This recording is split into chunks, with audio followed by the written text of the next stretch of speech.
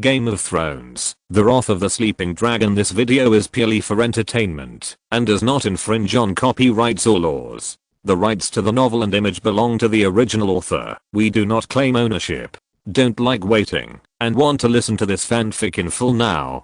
Subscribe to our Patreon, where you'll find the best fanfics. Chapter 451 Rebellion. The tattered prince had a bad start. He was stabbed several times by an assassin as soon as he walked out of his house. He died on the spot. On the other hand, the remnants of the traditional nobles and the governor's family of Pentus gathered the second sons and countless mercenaries and free riders to attack Princess Daenerys, who was out on patrol. The silver-haired princess wore a beautiful wreath on her head, and her long silver gold hair was freely draped over her white shoulders. She rode a milky white pony, and a horse's hooves made a crisp sound on the bluestone-paved road. Your Highness, Mother of Dragons. Daenerys was very popular in Pentus. Wherever she passed, she didn't need to wave, and the crowd would burst into deafening cheers. Because people have heard the legendary story of a girl sleeping peacefully in a fire with 3 dragon eggs in her arms. The 3 dragon eggs were hatched in blood and fire. If Viserys was the true king destined by fate, then Daenerys was the one who made him achieve all this, the Mother of Dragons. Therefore, people have reason to believe that Daenerys is a girl favored by the gods, a person who is born noble and lucky, and it is a blessing to be seen by her. Now the true King Viserys has led his troops to Westeros to recapture the Iron Throne that belongs to him, and the eldest Princess Rhaenys also followed him to the expedition. Princess Daenerys is now the Queen of Pentus. When Her Royal Highness was riding a pony to patrol the city, a commotion suddenly broke out in the crowd. It turned out that a huge figure covering the sky and the sun was flying from afar. Viserion, the only dragon left in Pentus by Targaryen, suddenly flew from the royal forest outside the city to the sky above Pentus for some unknown reason. It was hovering over Daenerys' head and making a low roar that spread throughout the sky. The soldiers of the Pentus city garrison were responsible for maintaining law and order. They prevented the enthusiastic people of Pentus from approaching Her Royal Highness, but the dragon suddenly fell from the sky, and the faces of many soldiers and officers in the garrison suddenly changed. Oh no, why did the dragon suddenly come here? They suddenly felt that something was wrong. The dragon usually rested in the royal forest outside the city. If it had nothing to do, it would not come to Pentus. If it suddenly came to Pentus, it meant that something was going to happen.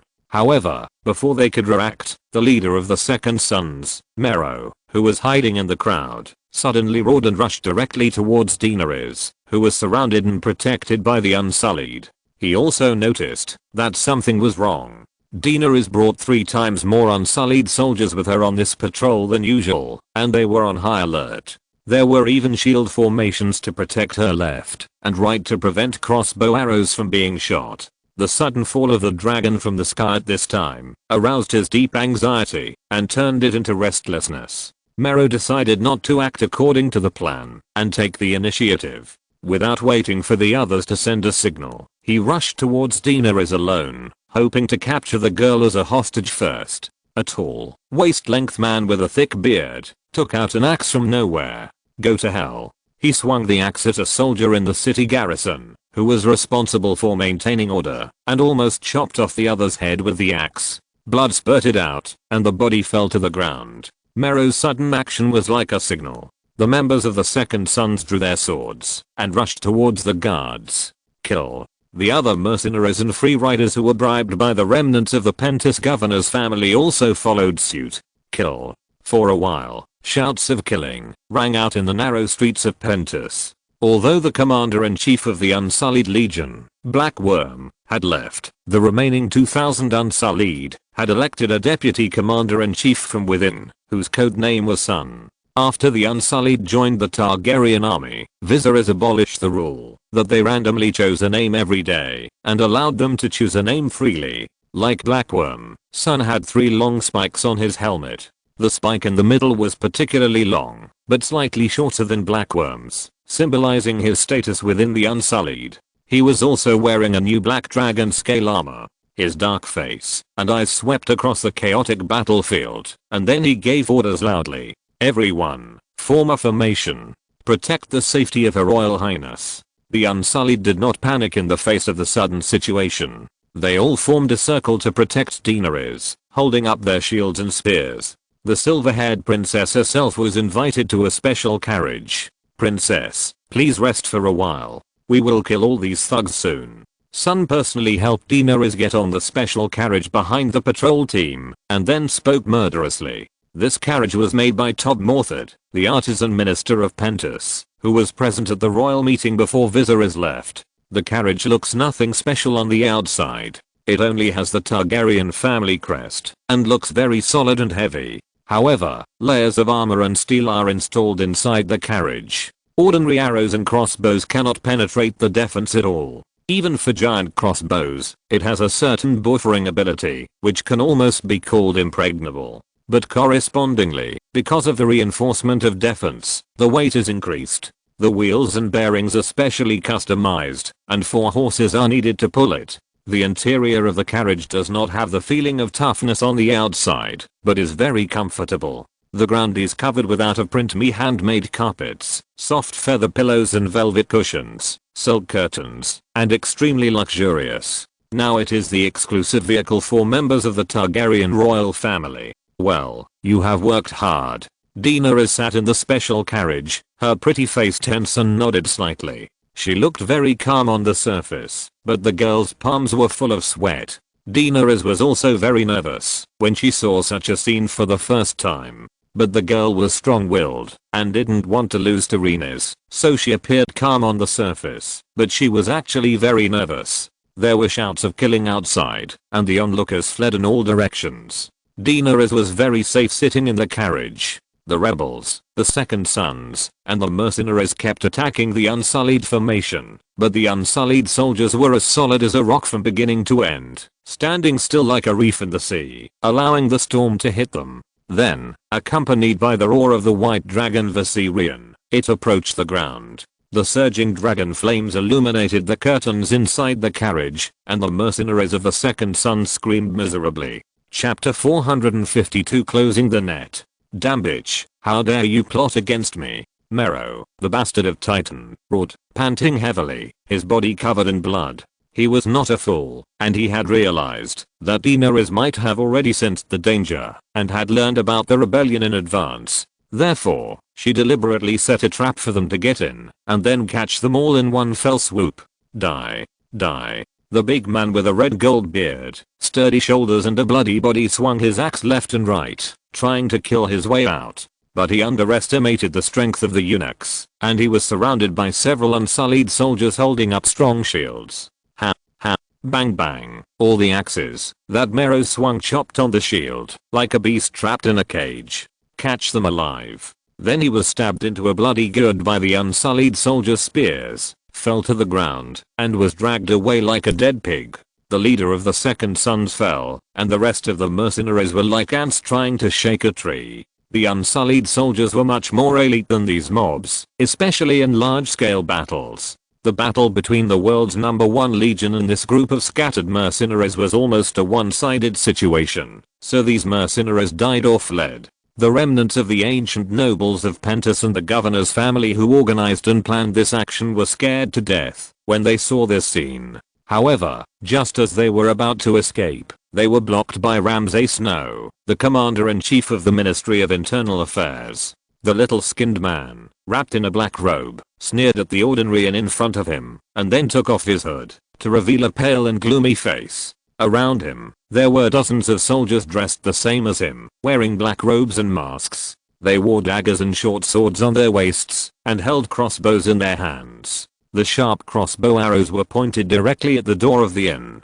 The Ministry of Internal Affairs was one of the few forces in Pentus that was qualified to use crossbows as weapons. Woof woof, the hounds trained by Ramsay himself had smelled the enemy's scent, and couldn't help barking at the door. They showed their sharp fangs and ferocious expressions, and their saliva kept dripping down. In order to train the ferocity of these hounds, Ramsay often secretly used some prisoners of the Ministry of Internal Affairs as bait, to train their ferocity and hunting ability. The eliminated hounds would be executed. When they heard the barking of dogs outside, the cold sweat on the foreheads of the people trapped in the inn slid down. They had no doubt that these hounds were prepared for them. Were we discovered? What should we do? One of them, an old man with grey hair and luxurious clothes, couldn't help but tremble and said he was a member of an ancient noble family in Pentus.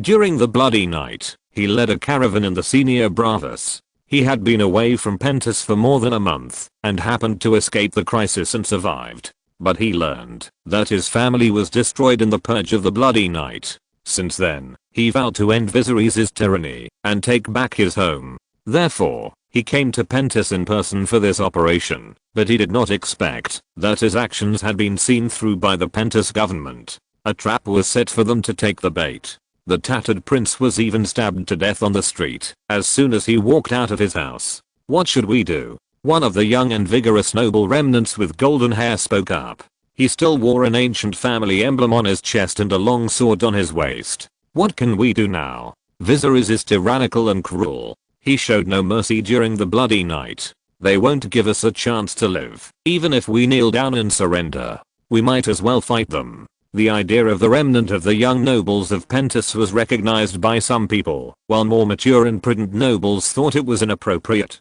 At this time, the exchange of interests should be the main thing. The reckless behavior of a noble with noble blood is not what a noble with noble blood should do. Unfortunately, the young nobles of Pentus will not listen to their opinions. Ramsay's cold countdown outside the door continued. He claimed that if they didn't open the door and surrender in a quarter of an hour, he would burn down the inn. The soldiers of the city garrison who were responsible for maintaining order outside the inn were shocked when they heard Ramsay's words. Setting fire in the city is a serious crime. However, when they stepped forward and were about to persuade Ramsay, his subordinates took out an iron plate and said something to fight back. When we work for the Ministry of Internal Affairs, our master is greater than your master. The shiny iron plate had the three-headed dragon emblem of the Targaryen family and Viserys' handwritten instructions. The soldiers of the city garrison looked at the iron plate, their throats rolled for a moment, and they swallowed the last words. This iron plate was once given to Ramsay by Viserys, mainly to give full play to the function of the Ministry of Internal Affairs to monitor the internal affairs. Otherwise, any official would be greater than Ramsay, and the Ministry of Internal Affairs would be useless. The commander of the Pentus garrison was the Prime Minister John Connington, and the Ministry of Internal Affairs directly obeyed the king. It was obvious who had a stronger backstage. The soldiers of the garrison swallowed their anger and retreated, and before Ramsay's quarter of an hour came, the people in the inn couldn't help but rush out.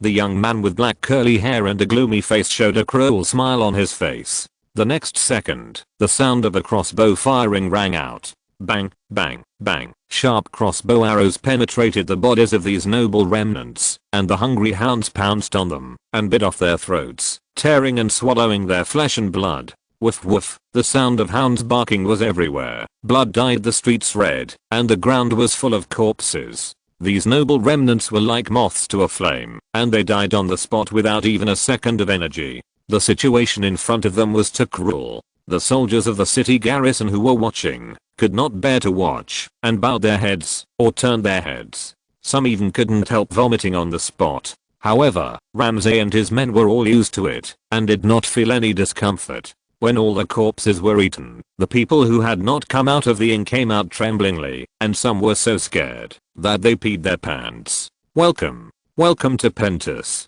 When Ramsay saw these noble remnants who were trembling and peed their pants, a bright smile bloomed on his face, which frightened them again. However, they were not executed by Ramsay. Instead, they were detained and awaiting interrogation. Ramsay also hoped to pry open their mouths and find out how much wealth they had hidden outside. Chapter 453 Attack on the Imperial Guards. The rebellion in Pentus was discovered in advance by Ramsay's Internal Affairs Department, and then reported to the Prime Minister and the Princess, who set a trap to catch all these people. The entire rebellion did not last too long, and was soon suppressed by the city garrison and the Unsullied Legion. The members of the Second Sons were killed or injured. Most of them were killed on the spot, and the rest were captured alive and imprisoned in the prison. The tattered prince was assassinated by the assassins of the Internal Affairs Department because he participated in the rebellion. His crimes were also made public and were despised by the people of Pentus. The next morning, Many prisoners tied with ropes were extracted from the prison. They were arranged under the hill of the Night Owl's palace, and they knelt down densely. These were all mercenaries who participated in the rebellion, as well as former windblown soldiers and even the remnants of the Pentis governor's family and the ancient nobles. Because the scene was destined to be too bloody, Daenerys did not attend in person, and the Prime Minister John Clinton personally supervised the execution. The city magistrate of Pentis read out their crimes loudly, and then with an order, the executioner's machete fell together. Hundreds of heads rolled to the ground, and the blood dyed the earth red. Then their heads were hung high above the city of Pentis, picked up with spears, and became a horrifying and beautiful scenery. Some citizens of Pentis ran over to watch, throwing cow dung and rotten eggs, to celebrate Pentis' complete liberation from the hands of these vampires. Foreign merchants who traveled to the Pearl of the Bay looked up, and could see the heads hanging above their heads. They couldn't help but feel a little bit cold in their hearts, and they were more careful in production and operation in Pentis, respecting local laws, and not daring to do evil, and deceive the market. Generally speaking, the rebellion in Pentis has a small impact. Because of foresight, the net closing operation was also very fast, and did not cause much damage. The Prime Minister John Clinton personally inspected it, and the city restored peace and normal production, and living order on the same day. At the same time as the rebellion in Pentis, in the royal forest dozens of miles outside the city of Pentis. No one knew that when the white dragon Viserion spread his wings and flew away from the royal forest, a group of masked men in black broke into this forbidden land. "Stop! Who are you?" There were shocked and angry voices in the forest, as if they were attacked.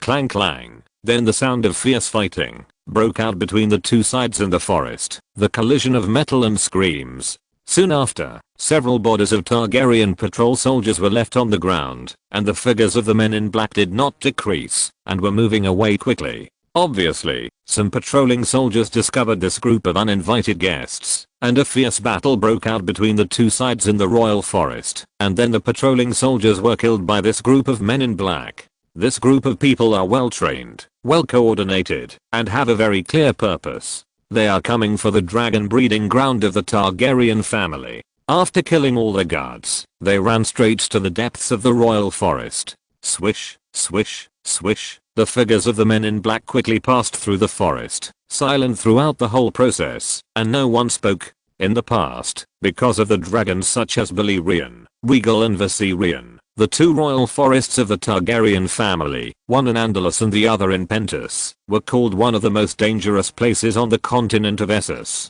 The royal forest covers a vast area and has complex terrain, so there is no need to arrange too many patrol soldiers on weekdays, and it is impossible to fully protect it. The surrounding villagers would not want to enter the royal forest to hunt, because entering the royal forest itself is an illegal act. If caught, they will be fined at the least, or have a hand chopped off, or even lose their lives. Moreover, if you just hunt outside the royal forest, it would be fine. If you go deep into the royal forest, you will be in danger of death. 10 people may not come out alive. The dragons have a certain degree of wisdom. They can recognize the soldiers of the Targaryen family, but if outsiders break in, they will bite one to death. Humans are also on the dragon's diet. For so many years, countless people have been eaten by straying into the royal forest. However, now, Balerion and Rhaegal followed Viserys and Rhaenys to the expedition to Westeros. Viserion, the only dragon left here to watch the house, happened to leave. Only 5 dragons that were only a few months old were left. The danger of this forbidden place full of dangers was greatly reduced, and the target of this group of people is precisely on these dragons. I don't know how many forces on the continent of Essos are coveting the dragons of the Targaryen family. However, the 3 dragons Balerion, Rhaegal and Viserion have grown up and have sufficient combat power. They are too dangerous to be dealt with, so they can only target the young dragons that have just been born. Now is the best opportunity to capture the young dragons. According to the intelligence they have learned, the white dragon Viserion may leave today, and there are only 5 young dragons with weak combat power in the depths of the royal forest.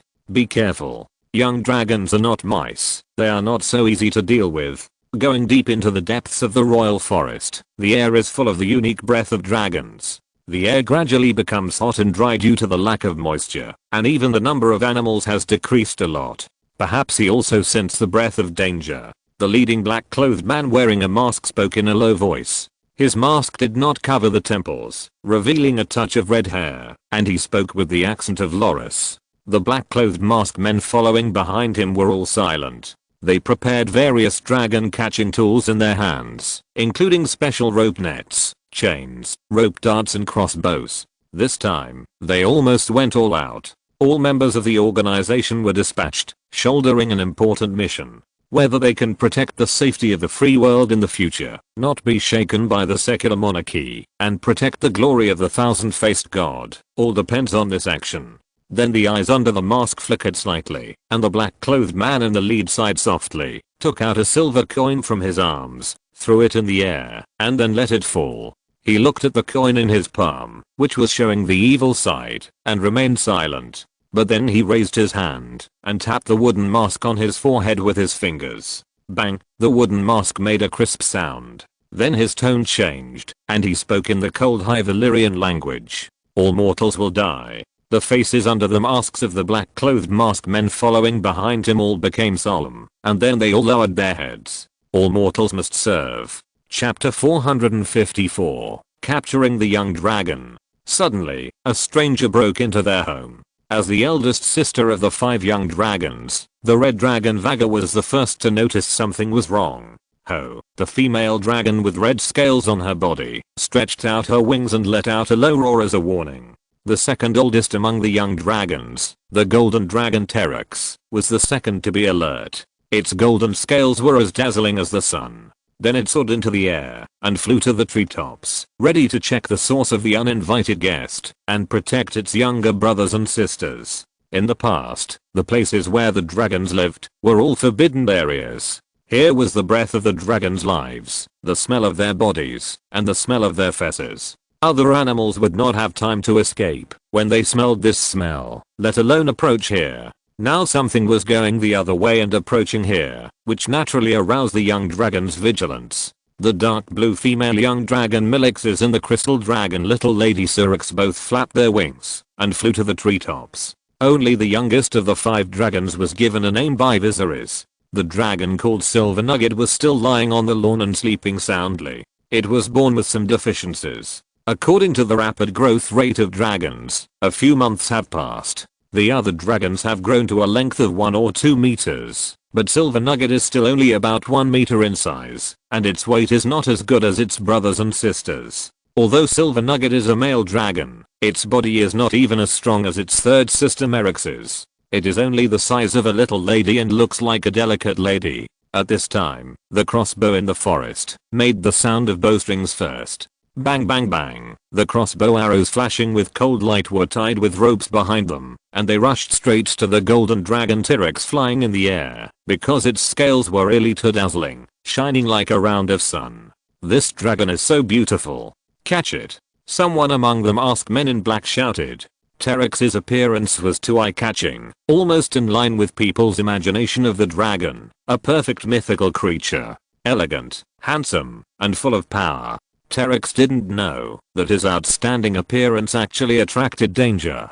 He was startled by the sudden attack and let out a shocked and angry roar. Ho! Then he flapped his wings violently to avoid the crossbow arrows, which shot into the air and fell down. On the other side, the hot-tempered elder sister Vaga saw the intrusion of the uninvited guest, roared and swooped down from the treetops. It fell from the sky at a very fast speed and directly bit off the throat of a masked man, and blood gushed out in an instant. Vaga was the first of the 5 young dragons to hatch. Although she was a female dragon, her ferocity even surpassed her brother Terex. When the 2 young dragons had conflicts and fought, Terex was the one who was bitten and scarred. Venomous Scorpion. Another masked man couldn't help but growl when he saw this scene. They were all nameless people. They had forgotten their original names when they became members of the Faceless Men. This group of people who called themselves servants of the thousand-faced god would call each other by code names when attending the gathering of the House of Black and White.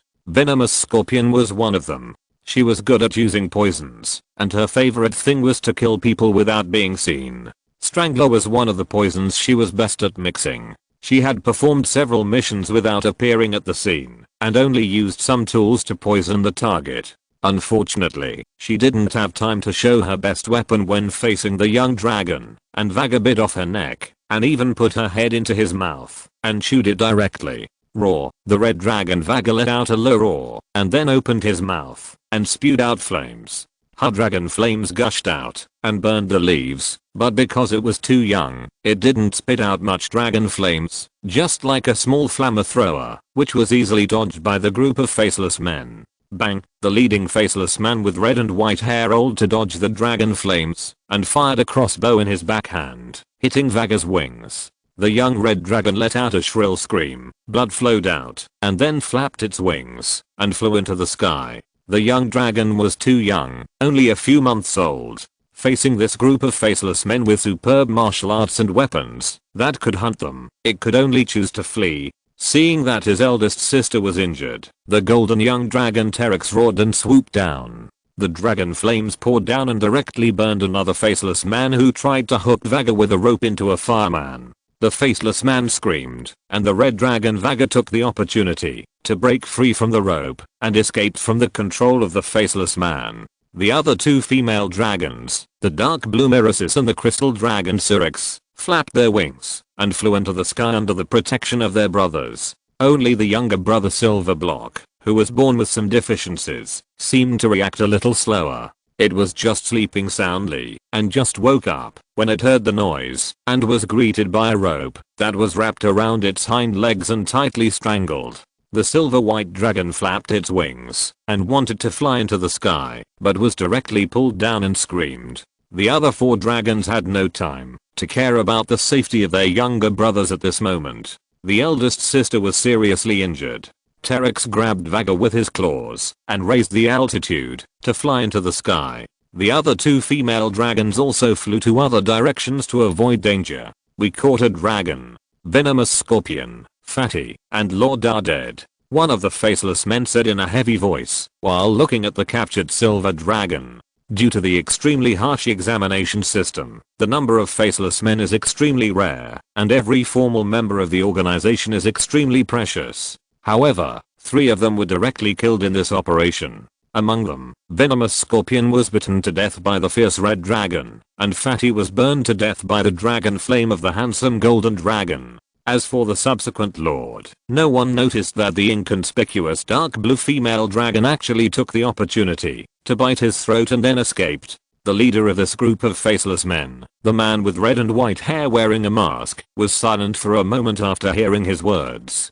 He looked at the bodies of the 3 companions present, and the captured silver dragon, and thought of the fierce appearance of throwing coins not long ago. He was just about to say something. At this time, Viserian's furious roar suddenly came from above everyone's heads. Roar the dragon's roar shook the wilderness, and countless beasts in the forest fled at the sound. The faceless men in the royal forest also heard the roar in the sky, and then they all raised their heads. Their faces suddenly changed. Oh no. Chapter 455. Dragon's Fury. Oops. The faceless leader, who had red and white hair and wore a mask, suddenly changed his expression. He didn't expect that the white dragon Viserion would come back so quickly. According to their intelligence, Viserion shouldn't have returned so early. Quick, run. Then the faceless leader spoke in a hurried tone. The faceless had a deep understanding of each other. Needless to say, everyone knew what to do at the moment, and fled in all directions.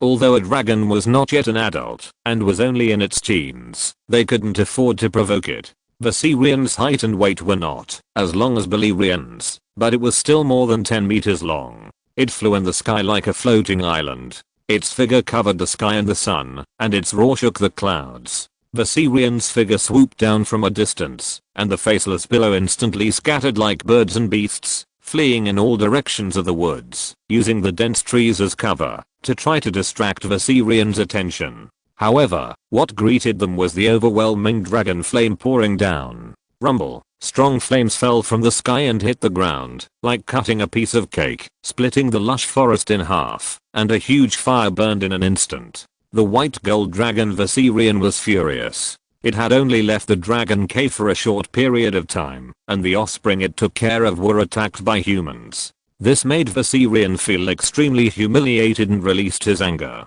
A faceless man was running at high speed and kept turning his head to look at the sky because the dragon was staring at him. Then he saw the dragon flame spewing out like a magic trick, and the clothes on his body suddenly collapsed and fell to the ground with a crash, and the person under the clothes disappeared without a trace. The next second, the dragon flames that fell from the sky poured down, madly hitting the ground and burning the clothes to ashes. At the same time, a faceless man with an unknown code name screamed miserably in the surging dragon flames. All the clothes around him, including the human skin on his face, melted. The high temperature made his skin lose moisture and become cracked instantly. His breathing made his lungs begin to burn, followed by flesh and bones. Burning to death is one of the most painful punishments in the world. Even the faceless man could not bear it. He fell down in shock with a scream of pain and completely turned into a burning charred corpse. However, all this is not over yet, and Viserion's anger has not been vented.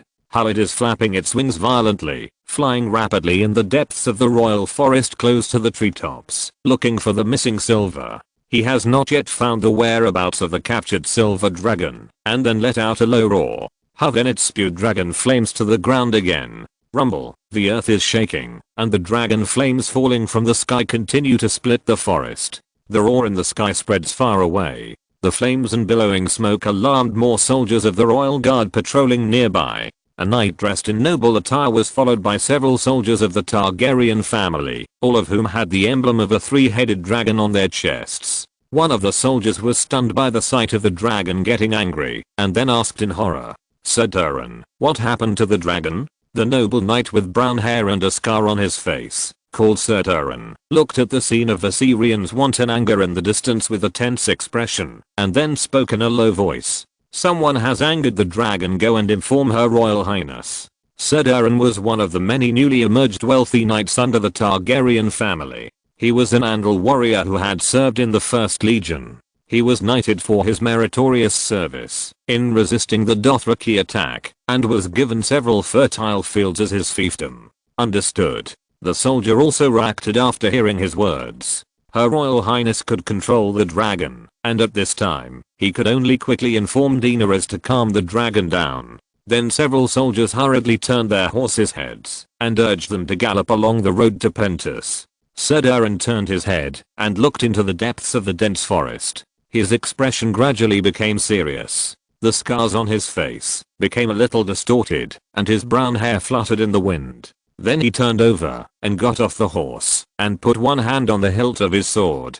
Clang! The sound of metal friction sounded, and he slowly pulled out the long sword from his waist, holding the hilt tightly with one hand and holding the long sword, and walked into the woods carefully. He smelled the blood in the air. As a warrior's instinctive sixth sense, he had a bad feeling, so he ordered his subordinates to go to Pentos for help and mobilize the army to come, while he went deep into the king's forest to explore alone. Sir Durin was a veteran who had been with Viserys for a long time. He joined the Targaryen army since the Andalus period. In addition, he was later assigned to the duty of guarding the king's forest patrol, so he had some understanding of dragons. Viserion has a good temper and will not get angry easily, so it must be someone or something that angered it, so it would do such a thing. There was a rustling sound of footsteps in the forest, and then he found the bodies of many patrol soldiers at the edge of the royal forest. They fell in a mess, with obvious external injuries on their bodies, and it can be seen that they were killed by weapons. Someone broke into the royal forest. It seems that they angered the dragon. Seeing this scene, the man with a scar on his face felt a little depressed. At this time, there was a sudden sound of hurried footsteps in front of him, and Sir Durin, who was wearing armor, suddenly condensed his eyes. Who? He clenched the hilt of the sword in his hand, took a defensive posture, and prepared to compete with the person who came. But Sir Durin did not expect that a red feather dart would suddenly fly from the side, penetrate the gap between the trees in the dense forest, and accurately pierce his neck. Puff! The red feathers trembled slightly, and the poison of the monk's hood instantly corroded Sir Durin's blood vessels, and made his body numb. The man with a scar on his face covered his neck, his face full of disbelief, and then his body collapsed, and fell to the ground with a plop. Then a faceless man wearing a black robe and a mask, with red and white hair, walked out of the woods. He was panting in a mess, and walked past Sedarin with another companion, dragging a young dragon that was tied tightly in a net bag. The poison of the monk's hood was very strong, but it did not take his life. It just made his body numb, but he was also unable to move. He could only watch the other party leave and wait quietly for the passing of life. Chapter 456. The Faceless Ones are destroyed. Soon after, the chaotic sound of horse hooves rang out on the avenue outside the royal forest. Fire! Quick, put out the fire first. The furious Viserion set fire to the royal forest, and countless Targaryen soldiers rushed to the fire with buckets of water. Your Highness. Your Highness. And the little Princess Daenerys also came to the scene in person under the protection of the Unsullied. Viserion. She turned over and dismounted to calm Viserion's emotions first, and then learned what happened. A group of uninvited guests took the opportunity to invade the royal forest when Viserion was away. They attacked 5 young dragons and took away the thinnest silver nuggets. This was something that had never happened before. The 3 dragons of the Targaryen family were not dispatched at the same time on weekdays. Balerion was the one who went out the longest. The fighting power of the Black Death was far greater than that of his 2 brothers, and his body length was 3 times that of them, so he often went into the war or flew around with Viserys. The 2 brothers, Rhaegal and Viserion, stayed at home, hunting and fishing. All those who dared to go deep into the Kingswood were swallowed by them. Therefore, by chance, this is the first time that the 3 dragons of the Targaryen family are dispatched at the same time. Balerion and Rhaegal are on the other side of the narrow sea, and the white dragon Viserion received Daenerys' order to come to Pentos to quell the rebellion. But it was precisely this fleeting opportunity that was accurately captured by the enemies of the Targaryen family. They sent a team of good hands with weapons that were enough to threaten the young dragons, to capture the young dragons that were only a few months old, and they succeeded and took one of them away. After learning the whole story, Daenerys' face was slightly pale. Although she was still young, she understood the importance of dragons to the family. Her brother entrusted such an important matter to her, but she messed it all up. Her brother once entrusted the foundation to Rhaenys, and although Rhaenys had her mind confused at times, she had not made such a big mistake overall. The silver-haired princess eyes were a little red, and she seemed to want to cry. At her age, such a big thing had happened, and she was already a little confused, but she had no one to rely on. Her brother and Rhaenys were far away, and now she could only rely on herself. But fortunately, Jon Connington also received the news, and rushed to the scene in time. The sound of horse hooves rang out at the end of the road, and a tall man with grey-red hair came here under the escort of a few guards. He turned over, and dismounted when he saw Daenerys. Your Highness. Daenerys saw the arrival of a trustworthy adult, and she couldn't help but hug Jon Connington, and cried out loud. It's all my fault, Lord Jon. What should we do now? The grey red-haired man saw the crying princess, and he felt a little bit reluctant in his heart, and swallowed back the words he wanted to criticize. This was actually a little negligence of Daenerys. The girl called Viserion over, causing the 5 young dragons in the royal forest to lose protection. If it hadn't happened, it would have been just an insignificant mistake. But the enemy just happened to seize this opportunity, sent elite troops to attack the royal forest, and captured one of the young dragons. This small mistake turned into a very serious mistake. However, looking at the little girl crying, Jon Clinton couldn't bear to say something harsh. He could only rub the girl's hair, sighed and said, "This is not entirely the fault of your highness. I'm also wrong. I should have sent more soldiers to protect the royal forest, not just." Jon Clinton's voice was low, but in fact, for the vast area of the royal forest, sending an army of 10,000 people could not protect it tightly. But Jon Clinton didn't finish his words. Compared with the safety of Her Royal Highness's emotions, it was more important to remedy it now. Then he raised his tone slightly and said, "But it's not time to give up yet, Your Highness. I have sent soldiers to search for suspicious persons along the way and block the port and the coast. The baby dragon is not small in size. It is not so easy for them to transport it quietly. John Clinton took some remedial measures in time, searching for the group of people who attacked the baby dragon along the way, and taking the time to investigate their identities. However, despite this, John Clinton did not have much hope of finding the baby dragon. The other party was very well prepared. Since they could calculate the time when Viserion left, it would not be difficult to arrange people to meet them outside. The most difficult plan, to catch the dragon, was successful. It was easy to move a baby dragon with a body length of only 1 meter. A skilled smuggling gang could do it. However, although John Clinton did not have much hope of finding the baby dragon now, he was not panicked, because he knew that there was someone who could definitely find the whereabouts of the baby dragon. Hatred will be annihilated with blood and fire. John Clinton spoke with rare murderous intent. This time, no matter who the enemy is, since the bottom line has been touched, blood and fire must be used to wash away their sins. On the coast near Pentus, a merchant ship flying the flag of Toroshi seemed to have temporarily stopped here due to some accident. Then, accompanied by a carriage covered with black cloth, people took a large wooden box off the carriage and lifted it onto the merchant ship. The merchant ship, which had been docked for a long time, hurriedly raised anchor and set sail to the north. On the cabin, the leader of the Faceless Men took off his mask, revealing a handsome but weathered face, with a slight beard, and a pair of deep light blue eyes full of fatigue. His last companion chose to flee in another direction, in order to divert the pursuers. In the end, he was caught up by the cavalry of the Targaryen family and his head was chopped off. Now he is the only one left. The Faceless Men's killers came out in full force, but in the end, they were almost wiped out. Apart from him, there were only the kind man who was responsible for training new people and the stray child who prepared poison in the organization. The Faceless Men, which had inherited 1,000 years of fame, was close to extinction, just for this young dragon. What can it bring? Can it allow the nobles of Bravos to try to control the dragons and gain hegemony over the sky, or study the characteristics of the dragons, to make weapons against this creature? Is it worth it? Jack and Hagar looked at the silver dragon tied up in the cage. Its scales were dull, and it seemed to have stopped struggling. It became much quieter, lying quietly in the cage, and its eyes were also looking at each other. However, at this moment, Jack and Hagar suddenly felt his scalp tingling. He sensed an unprecedented crisis in the eyes of the young dragon, and then suddenly stood up from his chair.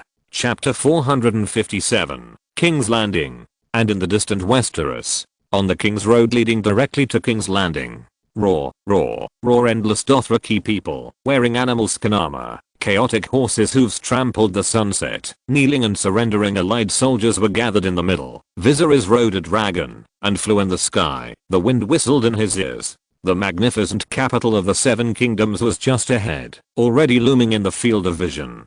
At this moment, the silver-haired dragon rider riding on the dragon's back suddenly opened his eyes, a pair of lavender eyes, long eyelashes, and pupils reflecting the light of the sunset. He turned his head, and looked to the east, and clenched his 5 fingers slightly. Ho! Then Balerion let out a low and melodious roar that spread throughout the sky, and the dragon roared with its wings, and rushed into the sky, flying in the opposite direction of the sunset. King's Landing is already within reach. The Dothraki below, and the Seven Kingdoms coalition army, that had knelt in submission were slightly disturbed when they saw the dragon suddenly fly away. But the disturbance soon calmed down. After all, this was not the first time such a thing had happened during this period.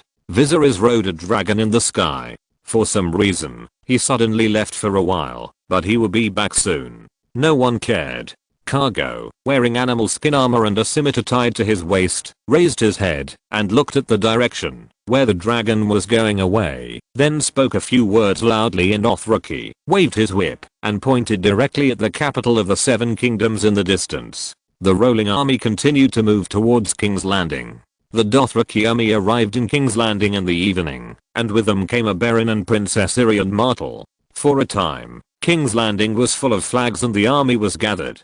The people of King's Landing had never seen so many armies gathered here, and there were also many foreigners who only lived in legends and had never seen them. A group of Dothraki people exuding a fishy smell. The smell on their bodies comes from how many people they have killed.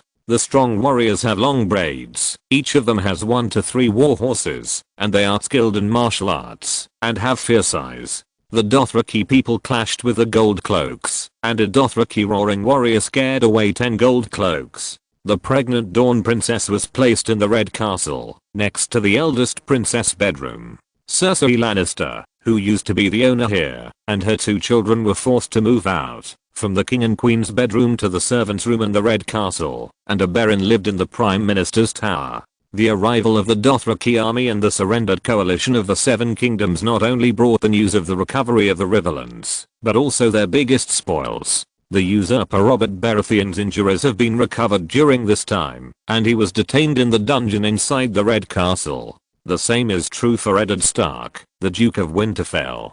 This pair of brothers in distress are destined to be together, and even the cells where they are detained are not far from each other. However, when Stannis was imprisoned, he did not want to have a problem. He and a group of ordinary nobles were imprisoned in the dungeon in King's Landing. However, they were suddenly attacked by a group of people. Someone kidnapped Stannis and turned east and disappeared. King's Landing is a city with deep waters. This is the first time that Rhaenys has learned about it. After hearing about it, she ordered a thorough investigation of the matter. The final investigation result was that it was done by Davos, the Onion Knight who was once Stannis' subordinate. He disappeared after the Battle of Riverrun. Unexpectedly, he arrived in King's Landing before the army. He hired a group of underground forces and mercenaries, and had already prepared to rob the prisoners. But the army had to protect too many people along the way, so they had no chance. Finally, they took advantage of the complex forces, terrain and population in King's Landing to launch a surprise attack. Davos Seaworth bribed several of the gold cloaks and artificially created a defense loophole. Then they succeeded in the raid, took away Stannis who was imprisoned in the prisoner's wagon, and disappeared without a trace. The Onion Knight's former job was a smuggler, and he was a veteran in the underworld. Therefore, he was very familiar with the intricate underground forces in King's Landing, and the passages leading out of the city. The gold cloaks could not find Stannis' whereabouts for a while. Stannis' disappearance was not very serious. After all, he was a commander without troops, but it was also not a trivial matter, because he still had the right to claim, and Rhaenys was still very angry. The City Watch had made mistakes one after another, first letting the king killer Jaime Lannister go, and then letting Stannis be kidnapped. Rhaenys felt deeply that the City Watch was corrupt. She ordered the hanging of several gold cloaks who were bribed by Davos, and dismissed Janos Sterling, the commander-in-chief of the City Watch who had made meritorious contributions in the surrender of the city, and replaced him with Black Worm. Black Worm promised Rhaenys that he would completely transform the capital garrison, and require soldiers to follow the training standards of the Unsullied. However, the disturbances in King's Landing that night were not over yet. Viserys' absence for a long time caused concern, and his pregnant fiancée prayed silently. May the gods in heaven bless Viserys to return safely. Irion's biggest dream was to become a queen, but the development of reality made her never dream that her once unattainable dream would be close to success in the blink of an eye. The Targaryen army has captured King's Landing, and the flag of the three-headed dragon fluttered over the Red Castle. Even the dragon bones stored in the cellar were lifted up again, to replace the tapestries of the Baratheon family. Rhaenys touched Orion's bulging belly, and even curiously put her ear on it gently. After a long while, she left and couldn't help but speak. I seem to hear the heartbeat of the fetus. He is only a few months old. Maybe you heard my heartbeat. The Dawn Princess heard Rhaenys' words and said teasingly, pinching Rhaenys' smooth face with her fingers. Sister, such a beautiful woman is lying on me. Of course I can't help, but my heartbeat speeds up. Rhaenys' face turned slightly red. She seemed to be teased by her cousin. Because there is no deliberate publicity. In fact, few people now know that Rhaenys and Arion are cousins, and Rhaenys' mother is Arion's aunt. But then Rhaenys seemed to think of something, and then asked curiously, Sister, do you know whether you are pregnant with a boy or a girl now? Arion raised her eyebrows when she heard her words, but still shook her head. It is said that some Maesters can infer the gender of the child by the mother's diet, but Dr. Marwyn is not good at this, so he can't infer it. Dr. Marwyn stayed in Pentos, mainly immersed in the study of Valyria's ancient ruins. but I hope it will be a boy." Then the exotic beauty spoke longingly. Chapter 458, Fall of the Titan. "At this time, Your Highness." Bang bang. Maya, the guard on duty outside the door, knocked on the door, and after getting permission, she pushed the door open and walked in. As Orion's personal guard, she was mainly responsible for protecting the safety of the fetus in the future queen's belly. Then the White Knight told Rhaenys and Irion that the usurper's wife Cersei and the Duchess of Winterfell Catelyn came together to request to see their imprisoned husbands. Oh. Rhaenys pondered for a moment after hearing Maya's words. The wife's heart missing her husband deserves sympathy. Although Stannis was kidnapped during the day, the Red Castle was heavily guarded, and the two powerless women had no ability to rescue their husbands from here. Okay. The eldest princess nodded slightly. Although Irion was Viserys' future queen, when he was away, the military and political power of Targaryen still fell into the hands of Rhaenys instead of Irion. The reason is simple. Viserys loves and trusts Rhaenys the most. Rhaenys is also a pure-blooded dragon rider with good fighting power. The red-haired female knight was wearing white armor and the dragon-slaying sword on her waist. She heard Rhaenys' words and looked at the expressions on the faces of the two princesses. "Yes, Your Highness." Then she nodded slightly and retreated. Although Robert Baratheon was called a usurper by the Targaryen family, he was the king of the Seven Kingdoms recognized by the world after all. Eddard Stark is the Lord of Winterfell. The Stark family has been operating in the north for a long time, and the concept has long been deeply rooted. Stannis' title of Duke of Dragonstone sounds loud, but there are only 2 fishing villages, not to mention that his fiefdom is gone now. The two said that they were imprisoned in the dungeon of the Red Castle, but in fact they were in a semicircular low tower above the entrance of the Red Castle dungeon. This place is called the Traitor Corridor. The top floor cells are for prisoners with status. Robert and Eddard Stark were here. Footsteps were heard in the corridor. The jailers here had been replaced by unsullied soldiers. They held up torches and said nothing, leading the two people into the cell. Eddard. The door of the cell opened, and Catelyn Tully couldn't wait to take 2 steps, and hugged her husband tightly. Then, as if she had thought of something, she hurriedly checked her husband's body to see if he was injured. She heard the news of the Battle of Riverrun. It is said that this battle was a replica of the Battle of the Wrath of the Wilderness. The dragon's flames and the barbarians' iron hooves destroyed the coalition forces, and countless nobles and soldiers died on the battlefield, including Randall Tully, a famous general in the south. He lost his trace on the battlefield and his life and death are still unknown. There are rumors that he may have been burned to ashes by dragon flames, and even his body cannot be found. Therefore, Catelyn was worried every day, fearing that her husband would also have an accident. Eddard Stark was imprisoned in the Red Keep without his hands and feet tied. Although his face was a little haggard, he was not seriously injured. Kate. Seeing his wife coming, the two hugged each other tightly. In another cell, Robert's body had lost a lot of weight during this period of time. The contours of his cheeks looked a bit like his youth, but the beauty on his body and the spirit in his eyes were no longer the same as before. He looked at the reunion of his good brother and his wife in the cell next to him, and suddenly felt a little uncomfortable. His wife Cersei also appeared at the door of the cell. The queen who used to be elegant and noble now looked like a phoenix falling from a sycamore tree. Apart from her beautiful skin, she also lost her pride. The blonde woman stood by the door of the cell and looked at her husband who was sitting on the edge of the bed. Robert's beard was messy and his eyes were shining in the dark. He also looked at his wife. After a moment of silence, Robert asked in a low voice, "Where's Joffrey?" "Joffrey is reading in his room. They only allow me to come here alone." Cersei took a deep breath and then spoke, "Humph." However, Robert sat on the edge of the bed and just snorted coldly. It was obvious that he did not believe that his boy was reading at this moment. No one knows his son better than his father. Although Robert did not care about the education of his children, it was obvious that Joffrey was not a person who would take the initiative to read. However, although he snorted in disdain, Robert's eyes still hid his love for his own flesh and blood. After all, Joffrey was also his own child. Had they promised to spare the lives of Joffrey and Myrcella? Then Robert asked. He already knew that Cersei took the initiative to surrender in order to save the lives of her 2 children. But Robert did not blame her. It was impossible for a woman to hold on to King's Landing alone. She chose this path to save the lives of her children.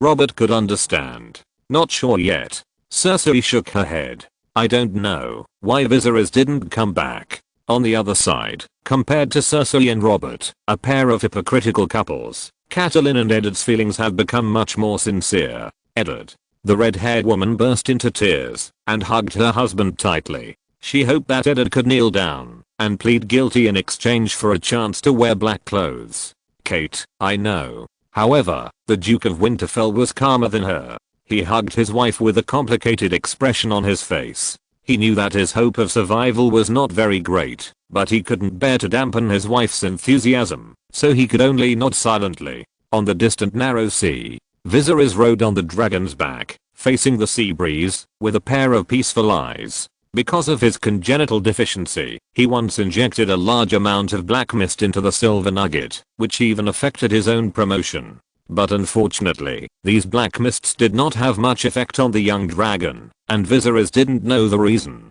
However, not long ago, Viserys saw the person standing opposite the silver dragon through the eyes of the young dragon, and the crew on the ship called him Jaqen H'ghar. This is a very familiar name, and he also knew that something must have gone wrong in Pentos.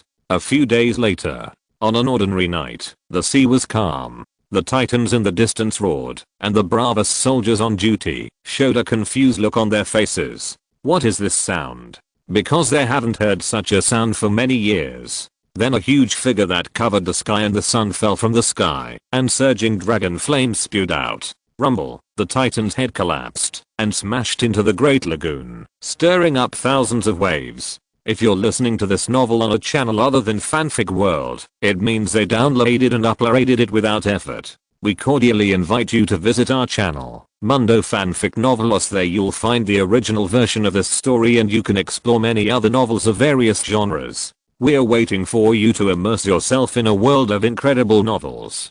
Chapter 459, Night of Disaster. Since the end of the last Gulf War, the bravest defeated the proud fleets of the Pentos and lies at their doorsteps, and tasted the fruits of victory. Since then, Bravos has not had a real war with the outside world, just some insignificant frictions. The Bravos people seem to have never tasted the taste of fighting on their own land. When the war burned on their land, their people wailed in the flames. But today they experienced all these feelings at once. The moon was high in the sky, and the night was shrouded. The sparkling sea reflected the beautiful night view of Bravos, a prosperous city, with lights and wine everywhere. However, at this moment, a huge black dragon suddenly fell from the sky. His dragon flame melted the stubborn stone, and destroyed the Titan giant who stood firm. The head of the giant fell from the sky, and fell on the surface of the Great Lagoon, stirring up thousands of waves. Then the dragon let out a loud roar, and its shadow covered the sea, flying fast close to the turbulent water surface, its wings flapping and stirring up a fierce wind.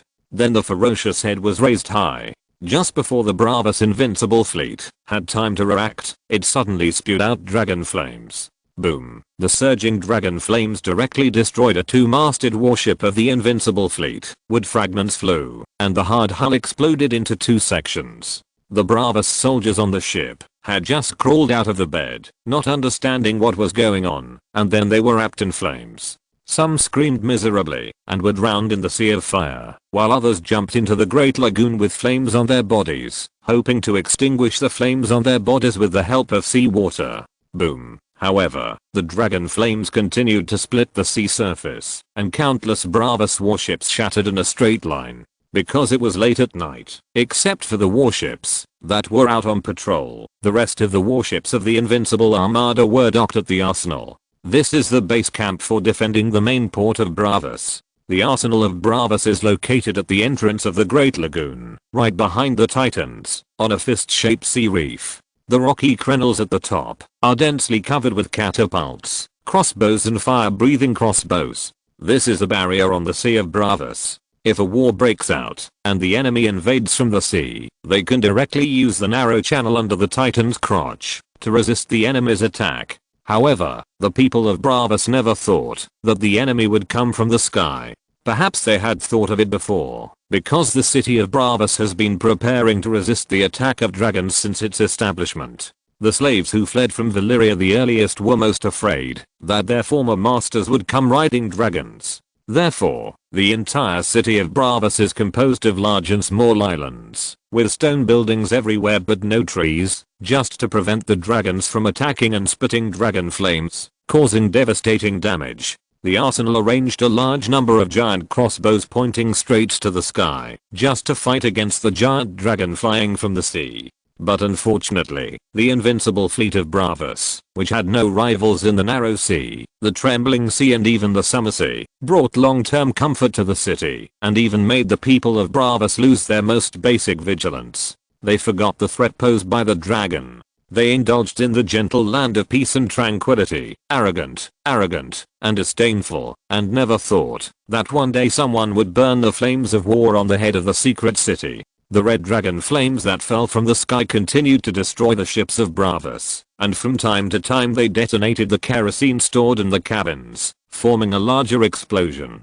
Countless Bravos soldiers in the cabins or the arsenal port were like being fried in a frying pan, and they screamed and jumped into the sea. The giant crossbows pointing straight to the sky were destroyed under the surging dragon flames, and the towering catapults also collapsed and fell into the water. The sea was burning, and the flames that shot up into the sky illuminated the entire sky, a scene that looked like the end of the world. Viserys rode on the dragon's back, the whistling wind with a burning feeling in his ears, and the silver armor gleamed on the burning sea. He actually wanted to attack Bravos a long time ago, because the other party had challenged his bottom line one after another. From the alliance with Pentus and the Iron Throne, to the assassination of the Faceless Men, and the invasion of the Dothraki. Although Bravos did a clean job, and did not catch any evidence, for some people or some things, there is no need for evidence at all. Just knowing it in your heart is enough. If it weren't for the early resurrection of the White Walkers that disrupted Viserys' plan, he must have intervened in the situation in Westeros in advance. Otherwise he would be more inclined to conquer the free trade cities first, and then attack the Iron Throne. However, this time Bravos' attack on the young dragon once again touched Viserys' bottom line. He was not going to continue to play along with this unfriendly neighbor, but to use his iron fist to completely hurt and subdue him. Balerion. Then Viserys squeezed the saddle ring, and the black dragon immediately understood. The dragon flew over the sea at high speed, let out a low roar, and then flapped its wings in a sea of fire, and flew into the sky, heading straight for the center of Bravos, a prosperous city that never sleeps. In the city of Bravos, this is a brightly lit city that never sleeps. Near the moon pool in the flooded town, countless assassins who are proficient in water dance are comparing their skills here. But at this moment, they all stopped and stared at the sky in amazement, as if they couldn't believe their eyes. And the rapiers in their hands were useless at this time. On the sea between the islands and reefs, the world-famous ladies and socialites of Bravos were frightened and pale. They didn't care about entertaining their sponsors, and hurriedly ordered their flower boats to dock at the shore. The prostitutes at Happy Pier and Kateri also stopped moving from the customers, climbed down, took only a blanket, came to the window naked, and opened their mouths slightly. Oh my god. Gods above, the bright fire lit up the sky. In this night called the catastrophe, every Bravos person could not escape, and would remember it for the rest of their lives. They never thought that the invincible fleet they were so proud of would be as fragile as a piece of paper one day. It would break with a poke. It was not until this day that they understood why their ancestors were so afraid of dragons, that they even had to remain anonymous when they had established it for a century. Chapter 460, Hope of Bravos. In the north of the city of Bravos, in the Sea King's palace. Because of the distance, the roar of the arsenal was only faintly heard here. The Sea King's palace stands on the sea, consisting of several islands and reefs, with stone bridges as a series, towering stone towers, and magnificent domes. To the north of the Sea King's palace is the Purple Harbor, where another part of the Invincible Fleet's ships are docked. At this time, the footsteps in the palace sounded hurriedly, and it seemed quite urgent. Lord Cleon Meisner, the advisor of the Sea King of Bravos, hurried over from outside, and the guards along the way hurriedly bowed and saluted. The middle-aged man in a plain grey robe looked serious, and didn't even return the salute, but continued to walk in. He was the alderman who had been sent to Dragonstone to bring Viserys to Pentos for the first time. Later, because of his good personal relationship with Viserys, he went to Pentos to continue lobbying. Because of these two successful diplomatic bonuses and his own outstanding abilities, Cleon successfully promoted from an ordinary city official to the consultant and part-time private butler of the Sea King. Now he came in the dark, and as the chief swordsman of Bravos, Quirrell Valentine naturally stopped him. It was late at night, and the Sea King was in poor health, and could not be disturbed too much. However, when Quirrell heard Cleon's explanation of his purpose, the chief swordsman, who was always calm, stable, and calm, showed a look of doubt on his face for the first time, and couldn't help looking up at the sky. Then Quirrell Valentine also knew the seriousness of the matter. He no longer stopped Cleon, but knocked on the door of the Sea King himself. Bang bang bang, the terminally ill and weak Sea King of Bravos was awakened from his sleep. What happened? He also heard the roar outside, and then lay on the bed with a pale face, and listened to Cleon's report. His face became even uglier. The dragon attacked Bravos at night. The current casualty statistics have not been obtained, but the number is still increasing at an alarming rate every minute and every second. Moreover, the attacker was very rational. He did not ride the dragon to attack the residential area of Bravos, but focused on attacking the military industry of Bravos. According to rough estimates, nearly half of the warships of the Invincible Fleet have been submerged in the sea, and the broken planks and wreckage of the hull are floating everywhere on the sea. Now the attacker riding the dragon has flown towards the center of Bravos. The attacker riding the dragon. The king of Bravos looked grim when he heard Cleon's words. Where did the attacker riding the dragon come from? He could just call him the son of the Mad King. He did not expect that the retribution would come so quickly. The troops who went to Pentos to steal the dragon just returned last night, and the revenge came today. What made it even harder for him to accept was that the boy who pretended to be calm and went to Bravos alone to ask for help had now returned to Bravos on a dragon, but this time he also brought blood and fire. We helped him before. He begged for our help like a puppy at that time. Ferragantalion was lying on the hospital bed, panting, and couldn't help but speak emotionally. As the leader of the free trade city-states, Bravos has been the only one to attack others, transmit its own ideas, systems, and consciousness for so many years, and require other city-states to follow its own way to abolish slavery, but it has never let the war burn to Bravos. And he met Viserys, who did all this, successfully let the dragon flame destroy the statue of the Titan, and also deeply nailed him to the pillar of shame of the Sea King of Bravos. Every generation of the Sea King will have a statue, and the Sea King with good performance will be commemorated by the people, and the bad Sea King will be spurned. Ferragantalion had almost thought of the scene after his death, and then he could not control his emotions again and spoke angrily. How dare he do this? But then he coughed violently, and even coughed up blood. Lord Sea King. Chief Swordsman Quirrell Valentine felt nervous when he saw this scene, and hurried forward to help Ferrag pat his back and relieve his emotions. Then he took a handkerchief and wiped the blood from the corner of the Sea King's mouth. Lord Sea King, the most urgent thing is what should we do now? Cleon also felt a little depressed when he saw the Sea King coughing up blood, but he still asked. Cleon also knew about stealing the young dragon.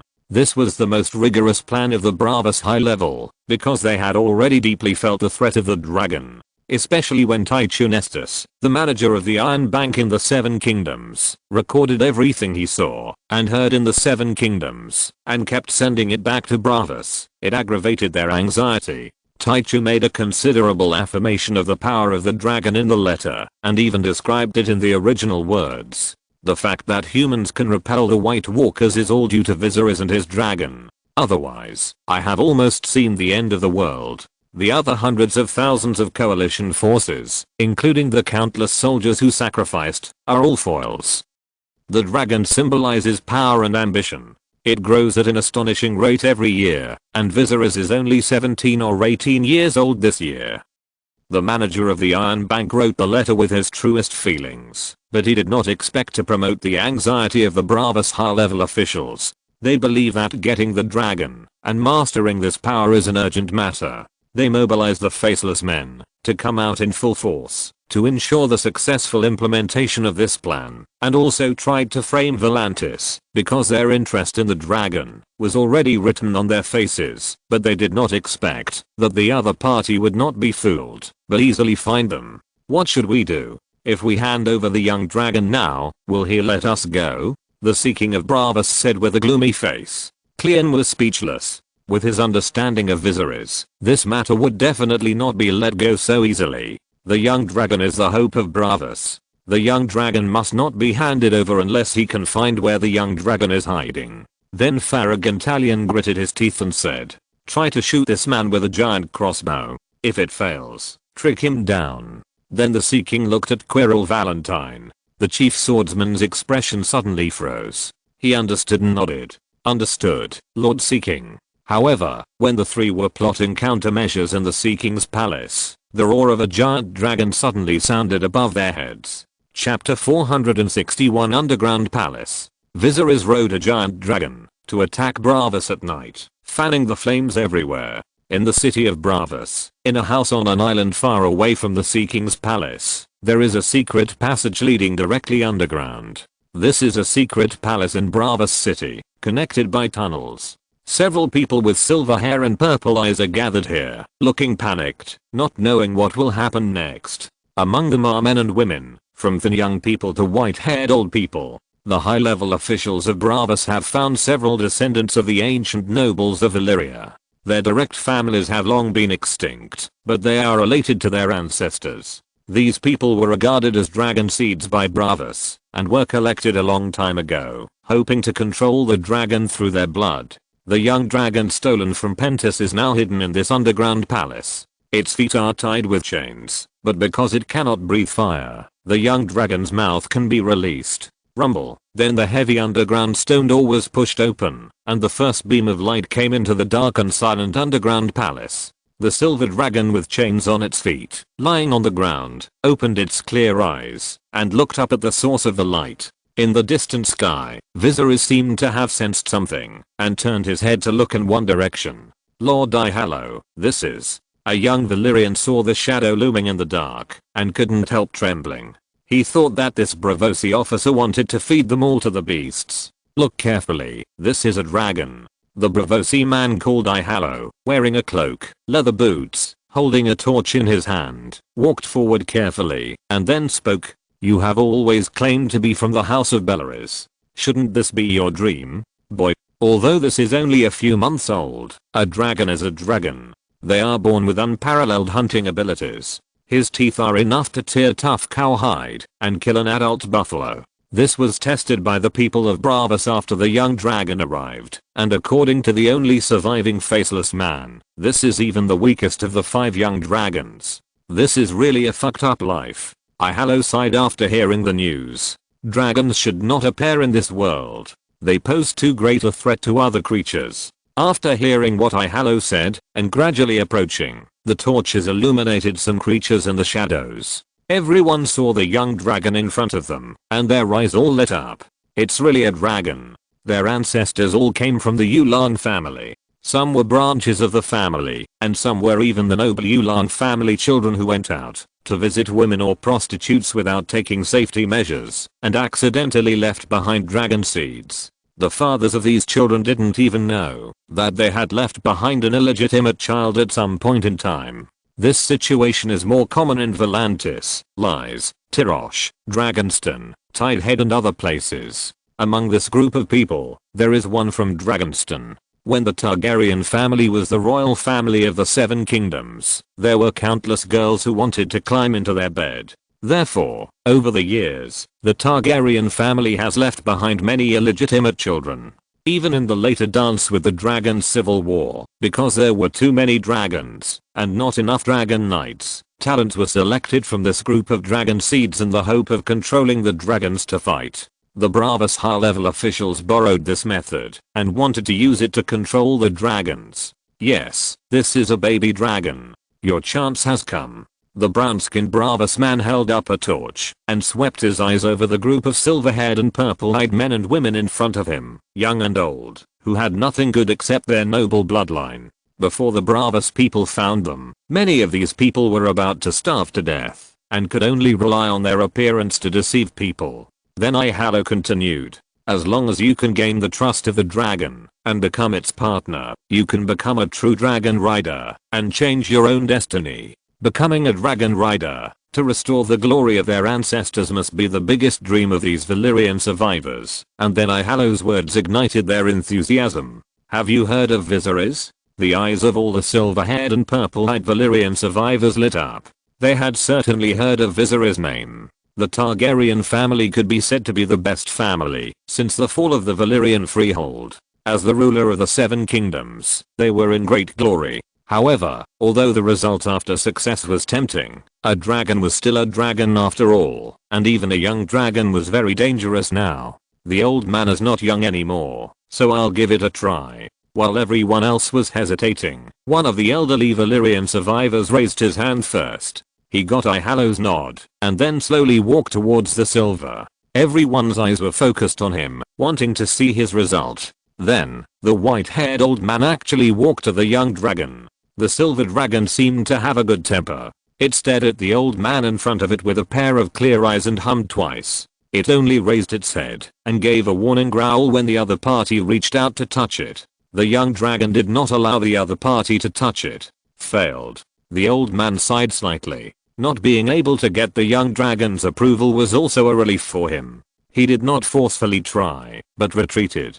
Seeing that the old man successfully escaped without encountering any danger, all the remaining Valyrian survivors were excited. At least they had a chance to try to get close to the young dragon. I'll do it. The silver-haired and purple-eyed young man who spoke first stood up second. He was eager to try. He answered too quickly, which made the others who did not get the answer a little frustrated. After getting Ihalo's nod, the Valyrian survivor from Tyrosh walked towards the silver dragon. What's its name? I don't know. You can try to give it a new name. Ihalo shook his head. The young man shrugged slightly after hearing his words, then looked at the young dragon and smiled, which he thought was handsome. Then he stretched out his hand to touch the young dragon's head, while Silverblock was still lying on the ground, his feet tied by chains, his eyes quietly looking at the other party, and then he also gave a warning growl. Chapter 462. Inspiring Demonization. It was too lazy to care about these people approaching, but it would not allow their dirty blood to touch itself. However, after hearing the warning growl of the young dragon, the silver-haired young man paused for a moment. Then he gritted his teeth and continued to move forward with all his might.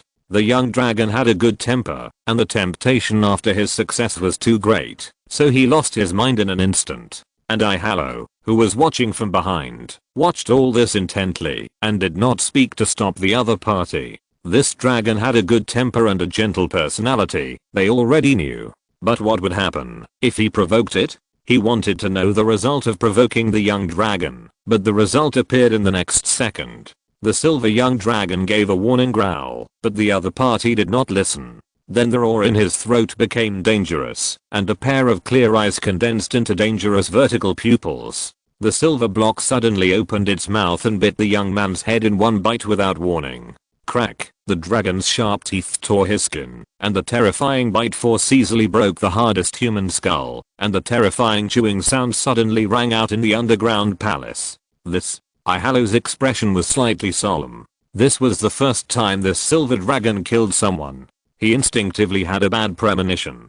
He held the torch in one hand and the hilt of the sword in the other hand, staring at the silver dragon, that suddenly became irritable. All the Valyrian survivors were shocked and didn't know what happened. The young man's hand was still stretched out, and his headless body fell softly to the ground. However, the next second, the sound of metal colliding suddenly rang out. The silver block suddenly roared angrily, and it flew in front of everyone at a speed that was almost like a phantom. Its dull silver scales seemed to become shiny. The black mist hidden in its body was stimulated to come out, and a thin black mist lingered around its body, but it was not noticeable in the dark environment. It seemed that it had been waiting for this moment for a long time. As the weakest young dragon among its brothers and sisters, it was bullied all day long. Coupled with the series of stimulations it received after being attacked and captured, this was a magical journey that no young dragon had ever experienced. The most primitive instincts in the gentle young dragon were stimulated, and the restless black mist became its helper, helping it to release its inner evil unscrupulously at this time.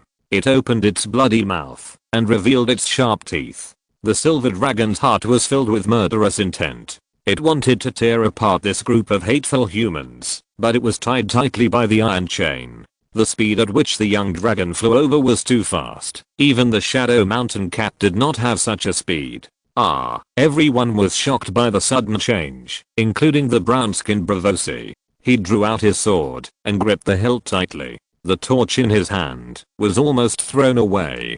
Fortunately, the dragon's feet were tied with chains, which limited its flying distance and made it impossible to get close to everyone. Everyone was startled and then turned into anger. It's all this damn guy's fault. He angered the dragon. The remaining Valyrians who did not try to approach the dragon said angrily. The dragon had clearly expressed resistance just now, but he actually wanted to touch it. It was this behavior that angered the dragon and was bitten off. It really deserved to die. They did not blame the dragon for killing, but blamed their companions. And Ihalo's expression was a little gloomy. He thought so too. Then he looked at the dragon with its fangs and claws bared, turned around and was about to warn the rest. It's okay to approach the dragon, but you can't anger it. However, when Ihalo opened his mouth and was about to speak, the silver dragon seemed to suddenly become much quieter, and black mist quietly lingered around it. Ihalo turned his head slightly.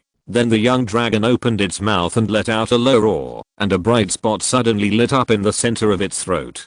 Oh no. Ihalo's hair stood up, but he was a little slow to react. He saw the young dragon open its mouth, then turned his head, and then before he could dodge, a mouthful of dragon flame sprayed into his face. Boom. The fire suddenly lit up in the small and dim underground palace. The brown-skinned Bravos officer was sprayed directly by the dragon flame, without even a chance to dodge. He let out a shrill scream, struggled in the flames, and fell to the ground. The rest of the Valyrian survivors were so frightened by this scene that they turned around and wanted to escape, but their escape speed was not as fast as the speed of the dragon flame.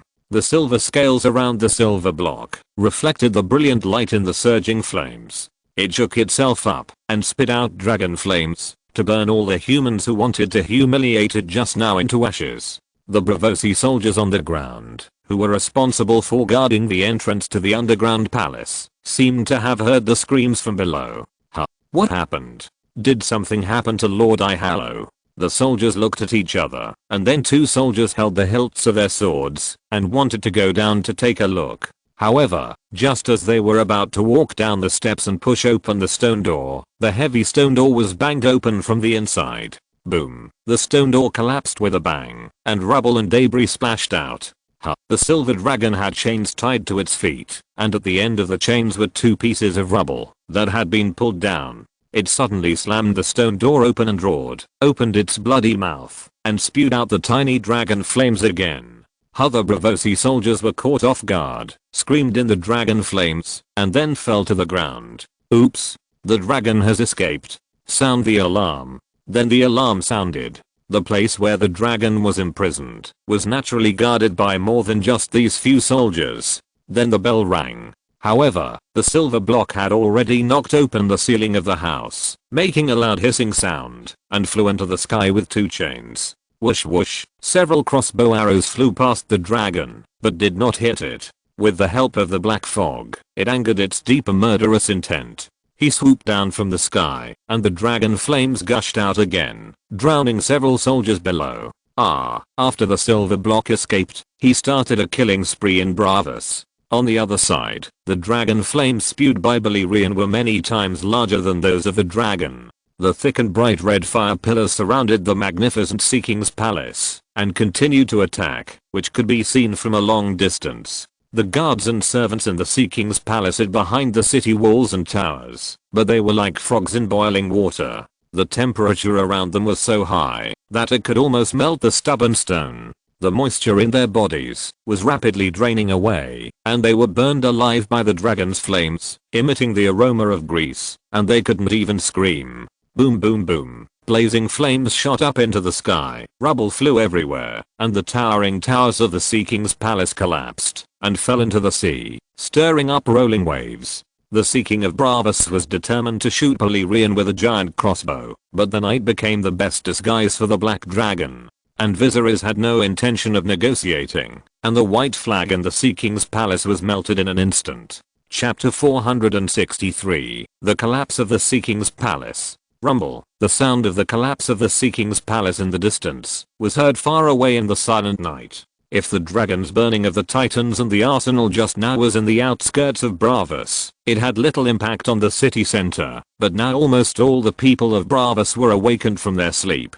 Everyone came to the window, or walked out of the house, looked up at everything in front of them in disbelief, and even couldn't help pinching themselves to see if they were dreaming. Bravos was actually invaded. Near the flooded town, the second-hand clothing dealer's dock had merchants and sailors from all over the world, some from Meereen, some from the Stormlands, Volantis, and even from the Summer Islands and Ibonese. They have a variety of hairstyles, skin colors, and cultures, all of whom have traveled thousands of miles by ship to Bravos to exchange goods and share what they have. Because as the most powerful free trade city-state with the abolition of slavery, and with a special geographical location at the intersection of the Shivering Sea and the Narrow Sea, it accepts merchants from all over the world. Bravos was regarded as the center of world trade, the light of civilization, order, and freedom, and a place that people from backward areas yearned for. However, now these people of various colors and civilizations all gathered in the open area of the dock.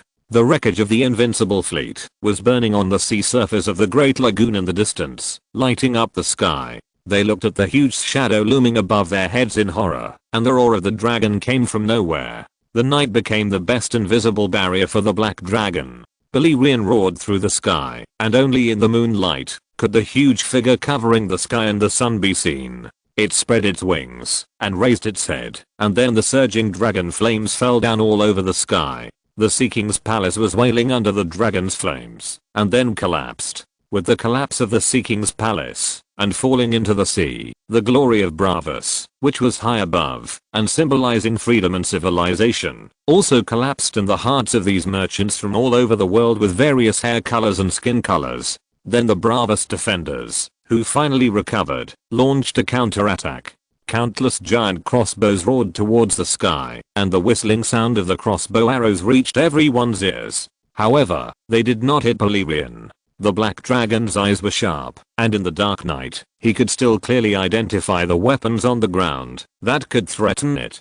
The overwhelming dragon flames fell, and explosions and screams continued to sound. If Bravos is a tiger with fangs, then Balerion is now acting as a dentist, removing these threats for it, and becoming a toothless sick cat. It seems that Viserys is determined to destroy Bravos. In the tunnel of His Majesty the Sea King, the rumbling sound of the collapse of the Sea King's palace above his head continued to sound. The chief swordsman Quirrell Valentine supported the Bravos Sea King, and Cleon followed him. It has been almost 1,000 years since Bravos was founded. Is it going to be destroyed in my hands today? The former Bravos Sea King Ferragantalion was definitely a mature and steady wise man. However, since he fell seriously ill, the plans he had planned disappeared, replaced by a series of unorthodox operations.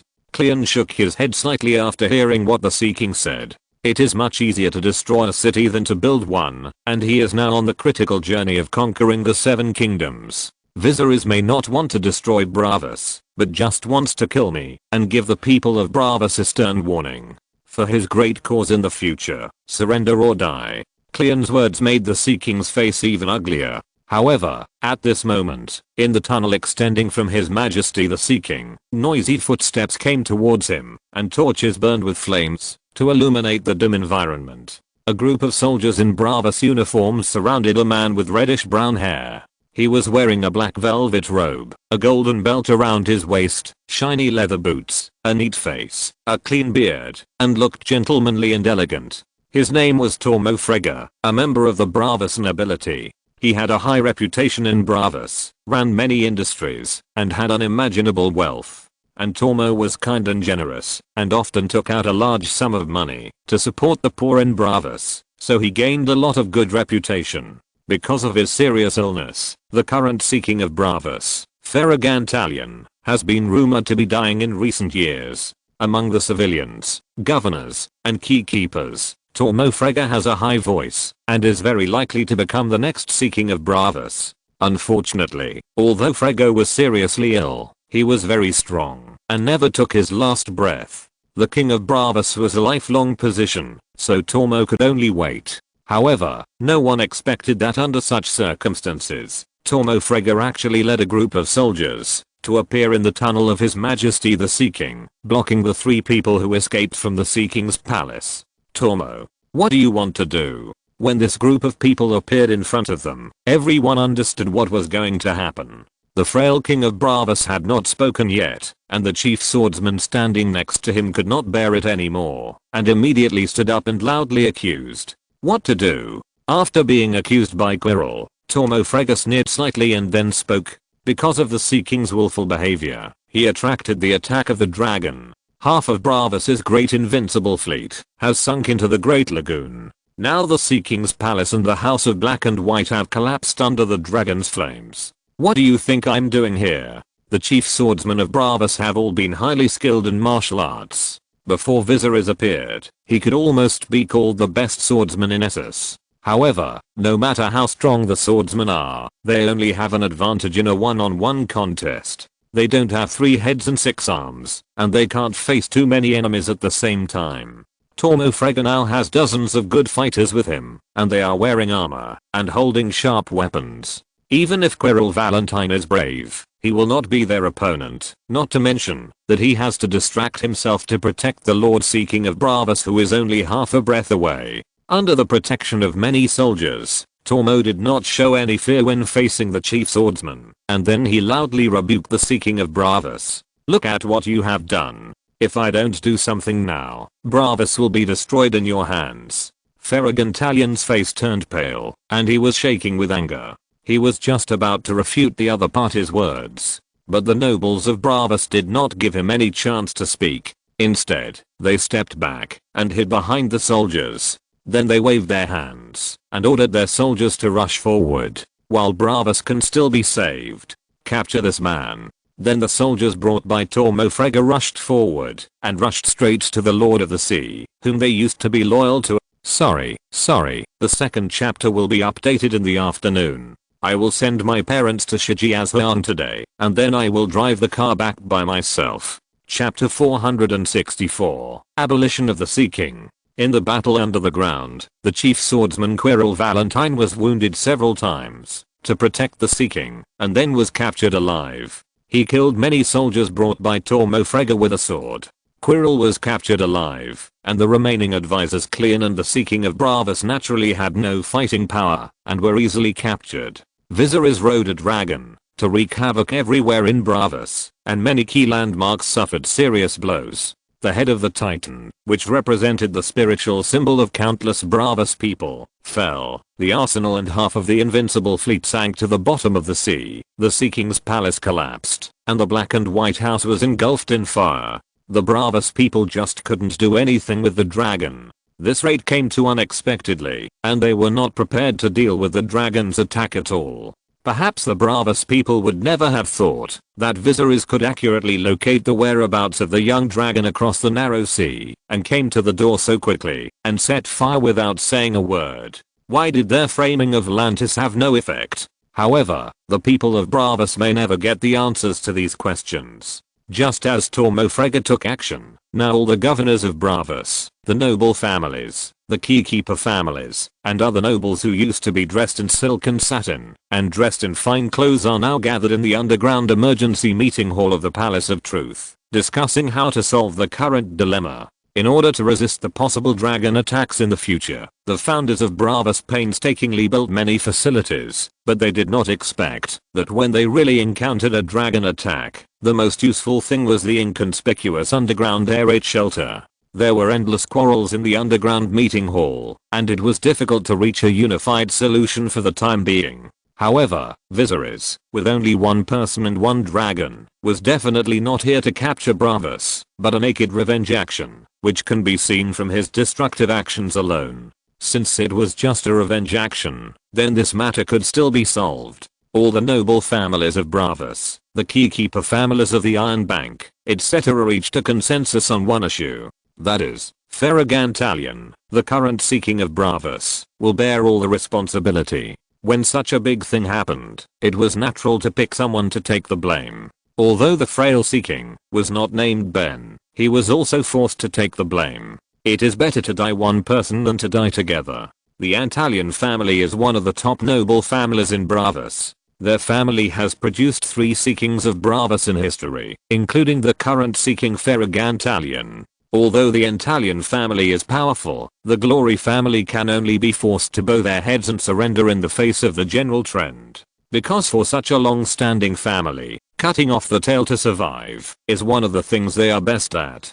Especially in an environment like Bravos that believes in numbers rather than blood. They believe that mathematics is beautiful and represents the truth. 1 is 1 and 2 is 2. Everyone has a certain value in their eyes, which can be measured by a certain number. However, when the value generated by this person is lower than the burden it brings, it becomes a sacrifice that can be abandoned. When Tormofrega escorted the current king of Bravos into the underground emergency conference hall of the Palace of Truth, as the representative of the Antalion family, the white-haired old man, the uncle of Ferragantalion, looked a little embarrassed. But fortunately, Ferragantalion seemed to have accepted his fate, and he closed his eyes quietly with shackles on his body, and did not cause more embarrassment to his uncle. Then in the conference hall under the Palace of Truth, the voting of many nobles began. In the end, Ferragantalion's rule as the king of Bravos for more than 10 years ended with a total abstention.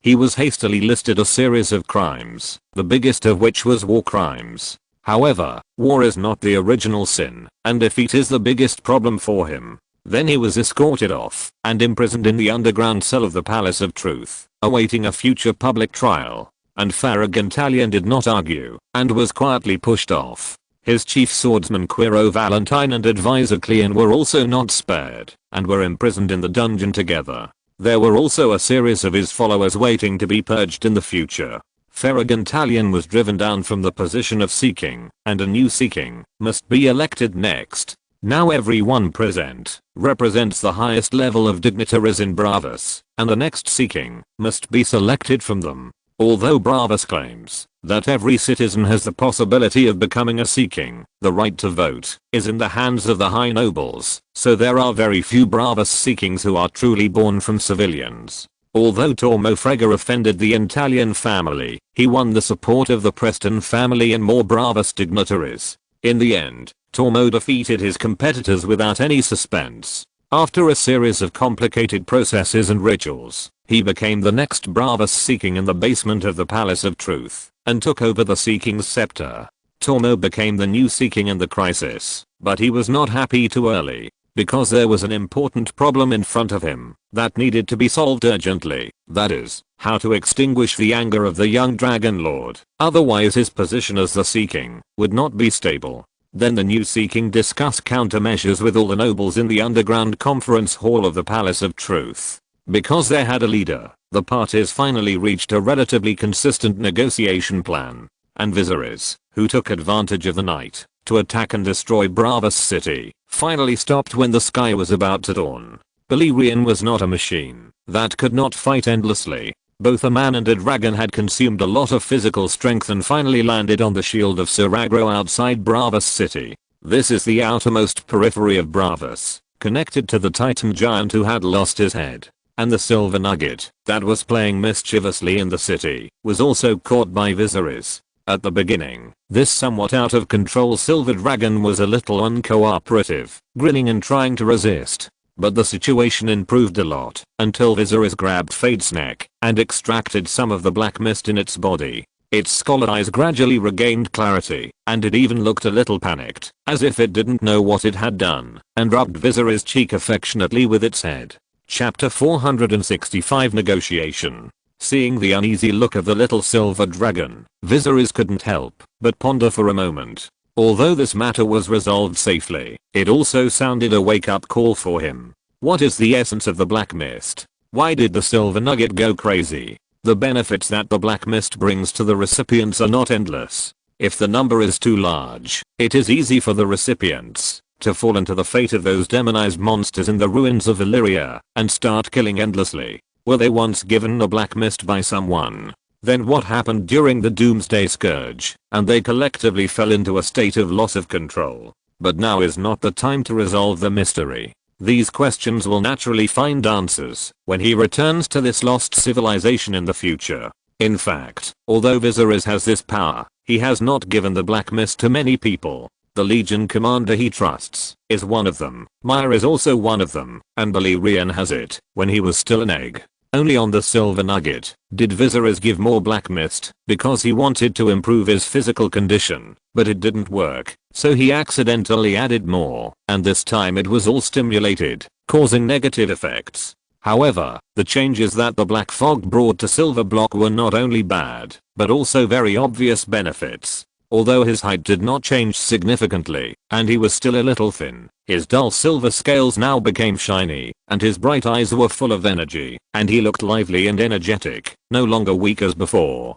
Even Silverblock couldn't help but open his mouth and roared while lying at the feet of the Titan.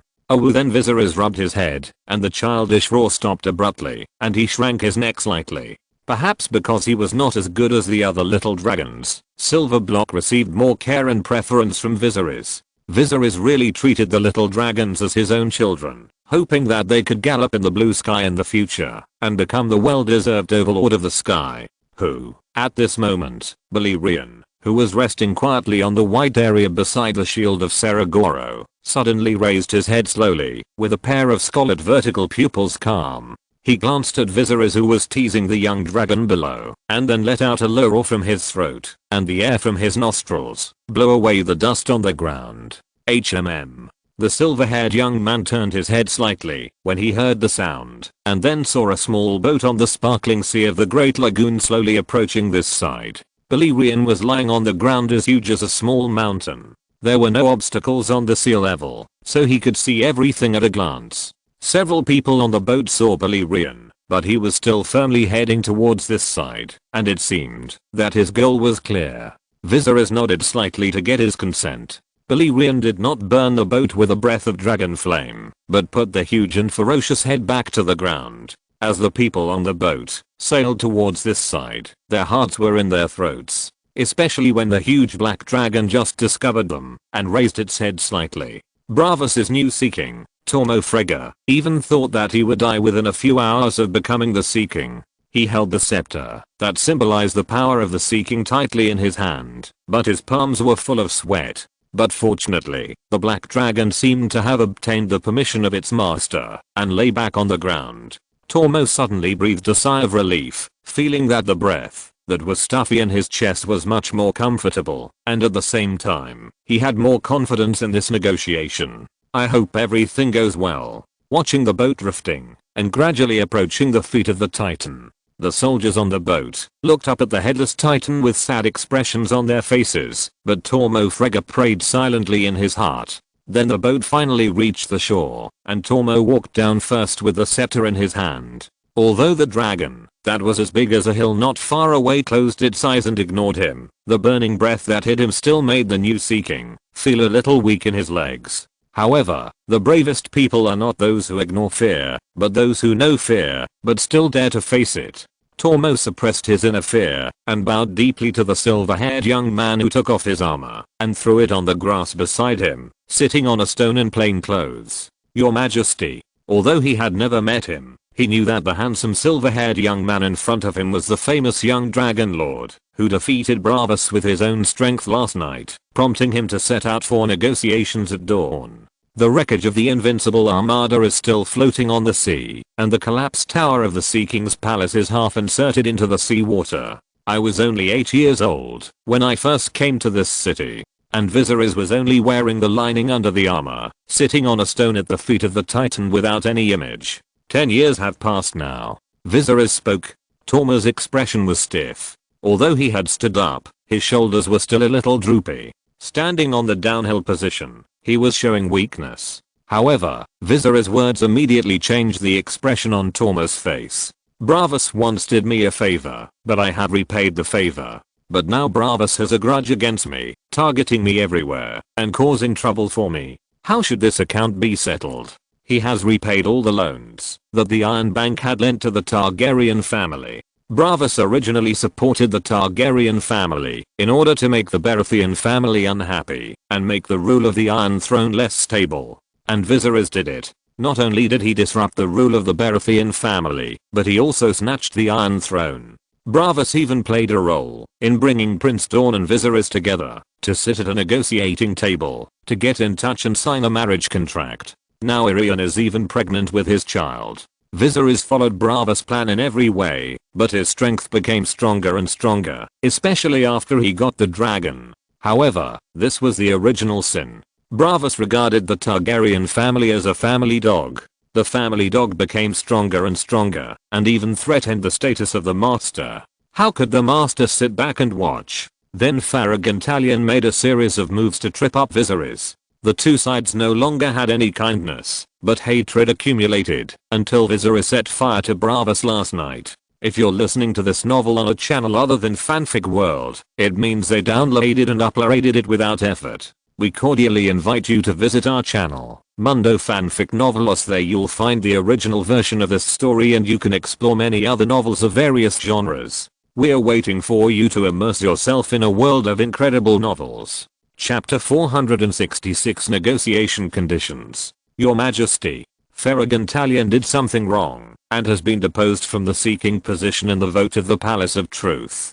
He is now detained in the dungeon awaiting trial. Tormo Frega heard Viserys' sudden change in tone and expression, and then hurriedly spoke. Regardless of whether the plan to steal the dragon was approved by them, at this time all the blame will be thrown on the head of the former seeking of Bravas. Anyway, Farragantalion has become a person destined to be sacrificed, just in time to appease Viserys' anger. However, it is a pity that simply deposing the previous seeking cannot bring this matter to a perfect end. After all, in this naked real world, whoever has the bigger fist is the hard truth. Not to mention that Bravas is not in the right position at the moment, so it can only bow its head and let others slaughter it. The new seeking has not yet selected his chief swordsman. This important position must be held by a person who is both virtuous and talented, and can be absolutely trusted. Now, in order to show his sincerity, he only brought a small number of soldiers to negotiate. The soldiers of Bravas stood far away and did not listen to the conversation between the two. The negotiation between Viserys and Torma was very simple, and it looked like two people standing on the roadside chatting. Although the new king of Bravas was at a disadvantage and belonged to the party with a smaller fist, he still argued for some of the issues raised by Viserys and did not let himself be slaughtered. Viserys had seen the nobles of the Seven Kingdoms who fell in the face of the wind recently, but he had a higher opinion of Torma Frega. The other party was flexible and did not stick to the so-called honor, nor was he a spineless person who knelt when he saw people. It seemed that he was still a bit capable of being elected as the next king of Bravas. With the progress of mankind and the leap of civilization, the national system is indeed becoming more and more important, but Viserys did not change the monarchy or the king selection system proposed by Tyrion in the future. Every era has its most suitable system, which is the inevitability of history. In the current era, even an incompetent king can maintain the country's rule and stability to the greatest extent and avoid war and division. Especially for a large country with a vast territory, the dispersion of power is more likely to breed rebellion. Bravas has only one city. Of course it can do its own thing, but Viserys can't play like this. In the end, the two people's casual negotiations had a result, and they didn't even have to sign any agreement. When one party is strong enough to fly over your head and shit, the agreement is no longer important. It's just a piece of waste paper. Bravas needs to publicly try the former seeking Farragantalion in the future and announce his crimes, including stealing the young dragon, sending the faceless men to assassinate, contacting the Dothraki, and a series of other crimes. Viserys doesn't need to mention this kind of thing. The new seeking will naturally copy the old bottom of the previous seeking, but this act of announcing the guilt will undoubtedly cause the authority of the seeking to suffer a great blow among the people of Bravas. However, this was the first request made by Viserys, and it was also the basis of the negotiations. Torma had no choice but to agree. Then Viserys took this opportunity to propose the abolition of the loan from the Iron Throne to the Iron Bank during the Baratheon dynasty. The money was not borrowed by him, and he did not have to pay it back on behalf of Robert Baratheon. However, before that, Braavos had always been in a high position in the world's political situation. The Iron Bank's overlord clauses that no matter the dynasty changes or the power changes, all governors, princes or kings must respect the Iron Bank's contract. That is, to sit in this position, they must recognize the debts of their predecessors and repay them, otherwise the Iron Bank will launch crazy revenge. Even the Braavos people have a proverb full of pride: the Iron Bank cannot be in arrears.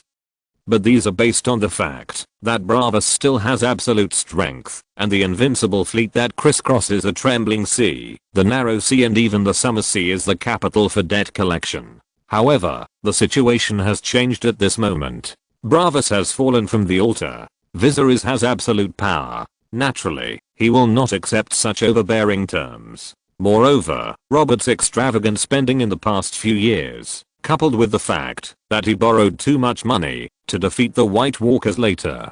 Viserys has not yet sat on the Iron Throne, but he has already begun to refuse to repay his debts. Tormo Frega naturally has no words to say. After all, the Iron Bank is a terrifying force in Braavos that even the Sea King dare not provoke. Fortunately, the key keepers and the Iron Bank managers have already expected Viserys to refuse the debt in the meeting in the basement of the Palace of Truth. After all, people have to bow their heads under the eaves, not to mention that with the increasing expansion of the power of the Targaryen family, after defeating the White Walkers and the coalition forces, they absorbed a large number of soldiers. After selecting the best from the best, the total force is still close to 100,000. The fleet with the three-headed dragon flag flying high spanned both sides of the narrow sea, and the shipyard in Pentos was not much worse than that in Braavos, and it was still running at full speed to launch new warships at a rapid speed. In fact, even if this incident had not happened, the Iron Bank had already made a plan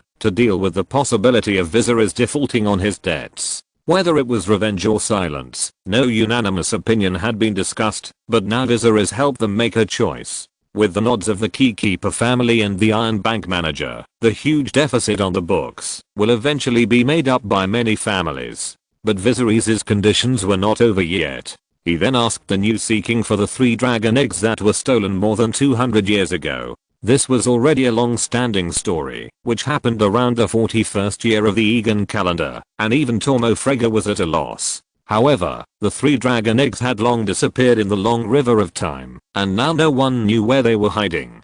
After all, even in those days, this was a highly confidential matter, and not much was spread outside. Moreover, after such a long time, even the authenticity of this matter was difficult to distinguish, and it was difficult for Viserys to confirm it. Tormo Frega denied the existence of the dragon egg, and Viserys threatened with bluffing, but to no avail. The new Sea King made it clear that he was not aware of it, and finally had to give up. In fact, he had great expectations for finding the dragon egg from 200 years ago, but the matter of the dragon egg could not be given up so easily. Since Braavos could not find the dragon egg stolen from Dragonstone 200 years ago, it would need to pay a large sum of gold dragons as compensation. This was reasonable. After some bargaining, Tormo Frega's face was not very good, even a little livid, but he gritted his teeth and agreed. Chapter 467 Return to Pentos. However, just when the negotiation agreement was reached, and the new Sea King was about to say goodbye and leave, Viserys suddenly spoke a sentence that startled him. The expression on Tormo Frega's face was first stunned and then stunned, but then he actually showed a bit of thoughtfulness. The new Sea King was silent for a long time, but he did not give Viserys a clear answer, just bowed slightly. "Your Majesty." Then he left the Titan's feet and took a boat back to the Palace of Truth, where many people were waiting for him. When things here were over, Viserys did not stay in Braavos for too long. He thought for a while and then boarded the dragon, preparing to return to Pentos with the silver. It has been almost half a year since the expedition to Westeros began. He didn't know what happened in Pentos, but since this little silver dragon could come to Braavos, it was enough to show that there must be some trouble there. Balerion growled, slightly dissatisfied. The burning of Bravas last night consumed a lot of physical strength, and today it had not rested for a long time, and had to travel again. But Polirian did not express anything, except a low roar. The dragon was much more energetic than humans. Then it flapped its wings, and billowing air waves spread from its feet. It carried Viserys and the silver nugget across the sky of Bravas under the rising sun, and flew directly to Pentus. In Pentus, the rebellion had disappeared, and the theft of a baby dragon was suppressed, and not spread to the outside world. Viserys' sudden return was beyond everyone's expectations, and what made them even happier was that Viserys brought back the lost baby dragon. Your Majesty, Jon Connington was ashamed. Although the theft of the baby dragon was more of Daenerys' responsibility, the princess was just a little girl. As Viserys' housekeeper in Pentus, Jon Connington was naturally to blame for such an incident. Brother. On the other side, the silver-haired little princess also knelt on the futon, pinching the corner of her clothes with both hands, and she was a little afraid to look Viserys in the eye. As for the culprit, he didn't realize that he had caused trouble and caused countless people to be punished. He was still lying on the ground and yawning slowly. Viserys didn't blame the two for this. What happened was over, and it was useless to talk about the past now. The 5 young dragons will grow bigger and stronger as they grow older. They will have a certain combat power, so naturally, such things will not happen. Viserys is more concerned about the rebellion of the Tattered Prince, because this gave him an idea. Jon, you have done a good job during this period, don't belittle yourself. Although most of the credit for the victory of the war should be attributed to the lives of the soldiers on the front line, the personnel and the logistics supply also have credit. Without their work day and night, the war would not have gone so smoothly. Jon Clinton was left by Viserys as the steward in the rear, and he was naturally given enough trust. And Jon Clinton, who wore the Medal of the King's Hand twice, did not live up to Viserys' trust. The logistics support for the cross-sea war was sufficient and there were no problems. Pentus developed steadily, and the rebellion of the Tattered Prince was quelled at the lowest cost. As for you, Viserys turned his head and looked at his sister, and Daenerys' little face was full of expectations. She heard her brother praising Jon Connington and thought she would be praised, but she didn't expect Viserys to scratch her nose with his hand. A plan that has been prepared for a long time and is a sure thing. Well, let the dragon come. Didn't I say that dragons should not be allowed to approach Pentus without anything? As the first 3 dragons grew larger, Viserys cherished his dragons, but he also had to consider the feelings of the people under his rule. Although the dragons would cheer every time they appeared in the city, more people would still be frightened. And the more they appeared, the less fear people had of dragons. He didn't want to repeat the scene of the riot in King's Landing, where a group of farmers with sticks dared to attack the dragon trapped in the dragon's lair. As a strategic weapon, the dragon still needs to maintain a certain degree of mystery, so that the enemies of the Targaryen family can be intimidated. Isn't it that I'm afraid that there will be problems? Hearing Viserys' words, the little girl immediately said with an aggrieved expression. Of course, she would not admit that she asked Viserys to calm the situation because of fear. Isn't the silver nugget returned? I think it is much more energetic than before. This trip has stimulated its potential. Yes, it is a perfect trip. For this trip, I almost burned down Bravas. Viserys was amused by Daenerys' cunning appearance, and then rubbed her hair. What? Daenerys was stunned when she heard his words. She seemed not to understand and blinked. Isn't the person who stole the silver nugget from Volantis? After that incident, Daenerys was at a loss. Jon Connington took charge of the situation and ordered a thorough investigation of all clues. All the bodies of the mercenaries who died in the royal forest were wearing clues related to Bravas. One of them even had a special silver coin that symbolized the faceless man. At that time, almost everyone had already determined that these people were from Bravas. However, at this time, someone found a relatively intact corpse with a human skin mask on his face. The rest of the corpses died in a miserable state. They were all burned to death under Viserys' angry dragon flames, and some of them could not even be pieced together. Then they tore off the human skin mask on the corpse, and found that there was a clear tiger stripe on the cheek of this corpse. And there was also a flame tattoo on his body. These were real tattoos, not human skin masks. Everyone present was instantly in an uproar.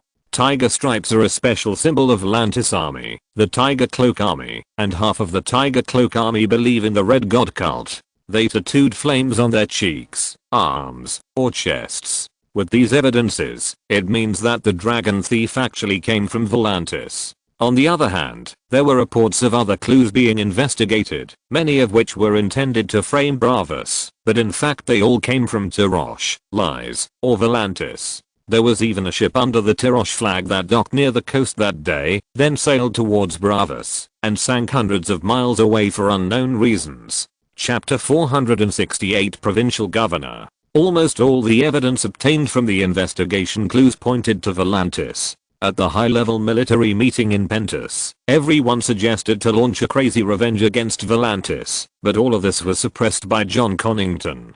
He instinctively felt that there was something else wrong with this matter. However, when he heard what Viserys said at this moment, the expression on John Connington's face moved slightly. He didn't expect that the enemy actually came from Bravus. The real murderer wanted to divert the trouble to the south. But fortunately, he calmed down at that time and did not launch a revenge action against Volantis for the time being, otherwise the consequences would be disastrous. And now, according to what His Majesty said, this matter should have been settled. He gave Bravus a painful lesson, but I don't know what Bravus looks like now. The man with grey red hair, wearing a noble costume, and wearing the King's Hand medal on his chest thought silently. However, at this moment, Viserys turned his head and looked at John Connington and spoke. John, let's talk about this later. He didn't explain to Daenerys why Volantis stole the dragon, but burned down Bravus. John was stunned, then nodded quickly. Okay. The Iron Throne was already within reach, but for some reason Viserys was a little upset, and even had some evasion. This might be the reason why he rode the dragon to Bravus without hesitation. Because he jumped out of this circle and calmed down. From the perspective of an observer, this throne made of thousands of swords was actually of no value. Instead, it brought more disasters. The entanglement around this iron chair lasted for hundreds of years, blood, killing, and sin. This may be a kind of always working for a goal, but when this goal is really within reach, it feels quite confused. In short, bitches are hypocritical. However, this does not prevent His Majesty the King from going out for a walk willfully, setting fire to the city by the way, and relieving his inner anxiety. In the Imperial Garden of the Nine Tower Palace, there are some rare animals, flowers in full bloom, and green grass. Your Majesty. John Connington appeared behind Viserys, looking at the back of the silver-haired young man, and speaking with complicated eyes. Just now, it was inconvenient to say some things with the little princess around, so he changed the time to say it outside. The first time John met Viserys was in the city of Pentus.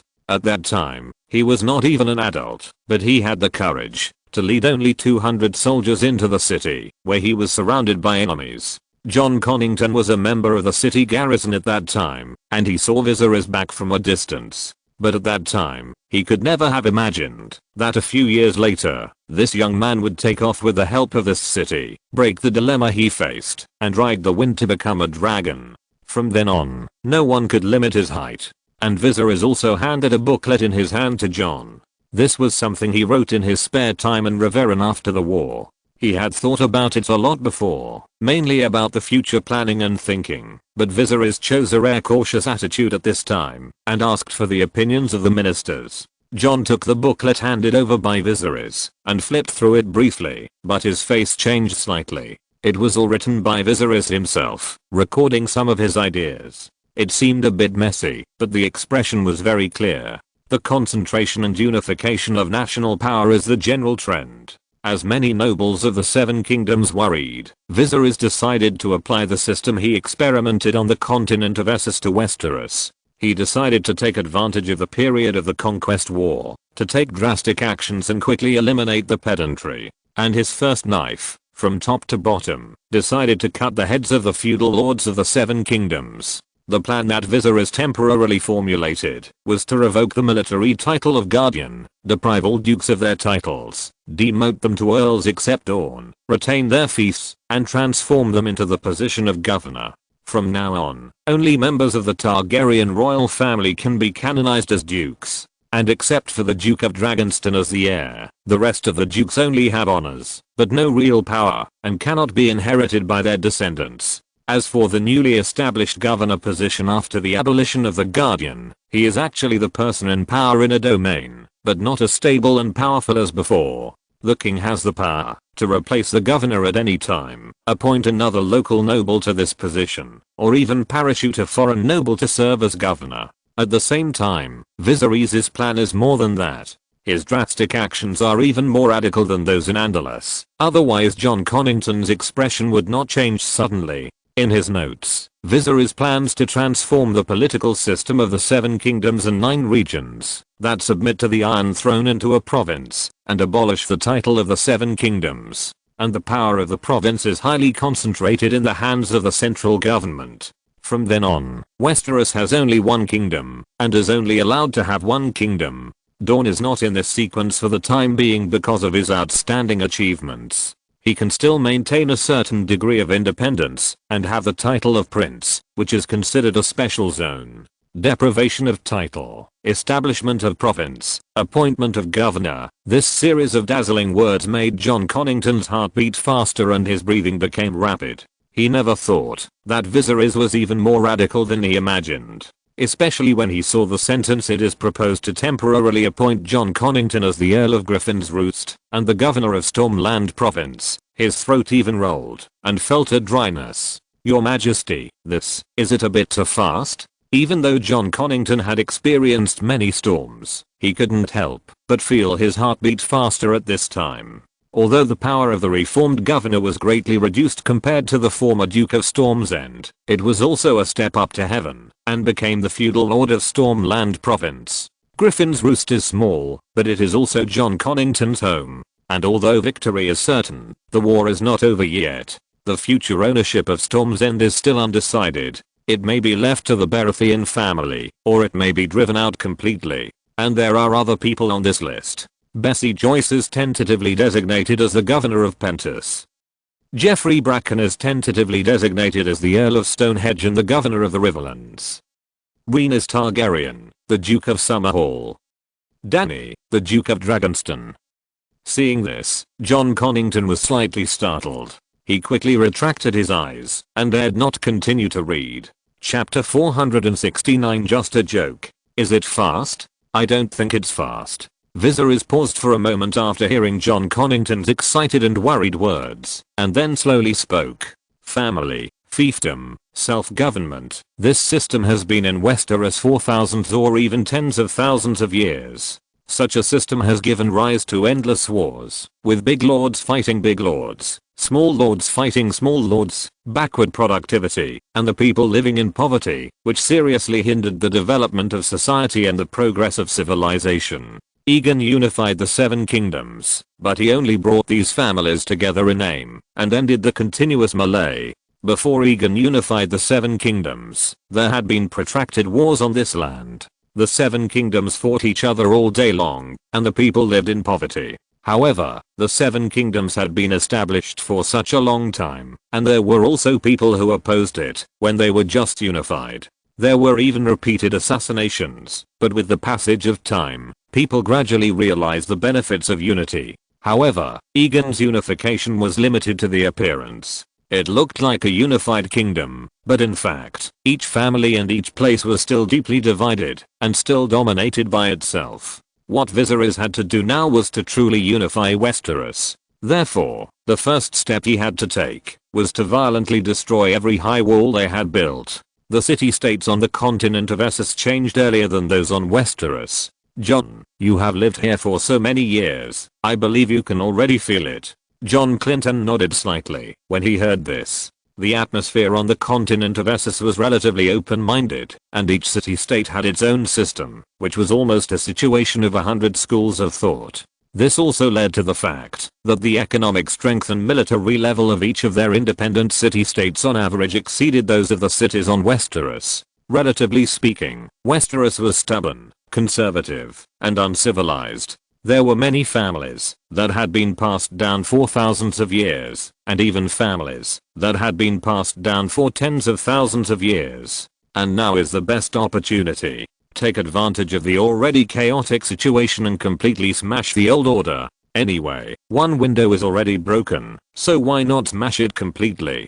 The person who said this was not Viserys, but John Connington. He was thoughtful, and seemed to have understood what Viserys wanted to do. Anyway, Westeros has become a mess, because of the invasion of the White Walkers and the Conquest War. It would be troublesome to take this opportunity, to solve all the problems at once. If everything is stable, it will be troublesome to solve the unresolved problems. However, although John Connington was persuaded by Viserys, he couldn't help but feel excited, because this was a major event, that Westeros was destined to go down in history. But he had one last question, and couldn't help asking it. Your Majesty, what do you want? What do you want?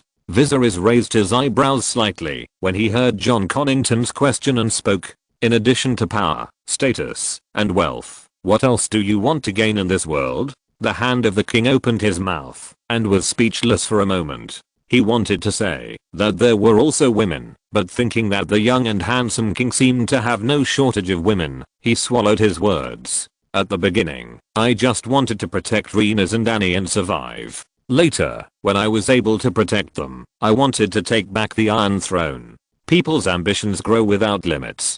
Viserys said jokingly. If I said I wanted to rebuild the Valyrian Empire and claim the title of Holy Valyrian Emperor, would you believe it? In the early morning sun, the hand of the king's medal on the chest of the grey red-haired man reflected light slightly, and then saw the expression on his face froze, and then slowly opened his mouth. Just a joke. However, the silver-haired young man shook his head, and reached out to twist off a beautiful flower in the garden. The spring breeze floats, and the flowers are in full bloom. An old black cat was chasing a butterfly and ran over. When it saw Viserys, it hid far away, as if it had seen some big devil. Where is the west of Westeros? John Connington slowly came out of his shock, and then heard Viserys' question, thought carefully and said, it seems to be an endless sea, just like the endless land of Sithorias, Your Majesty.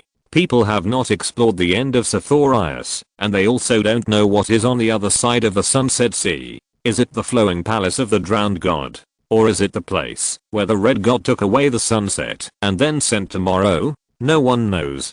John Connington shook his head slightly. This is where all maps end. Maybe one day, when I have free time, I will ride a dragon and try to reach the end of the world. Viserys quietly watched the old black cat who had not seen him for a long time running away. Then he casually gave the flowers he picked to a beautiful little maid passing by, causing her to blush. Viserys stayed in Pentos for a short time, but he didn't have time to rest for a few days. He then flew to King's Landing on a dragon. The world has given everyone many restrictions. After all, humans are social animals, and the structure of human society is a pyramid from top to bottom. Even if the Willful King went out for a walk for a while, he would eventually return to King's Landing to deal with many things he had temporarily escaped from. The Black Dragon's shadow appeared over Blackwater Bay, causing the nobles in the Red Castle to panic. In the Fisherman's Square of Mudgate, there was even a frightened beast that knocked over the fish basket, and the fresh big fish jumped all over the ground, and then they were snatched away, leaving only the fishmonger sitting on the ground alone, wanting to cry but not tears.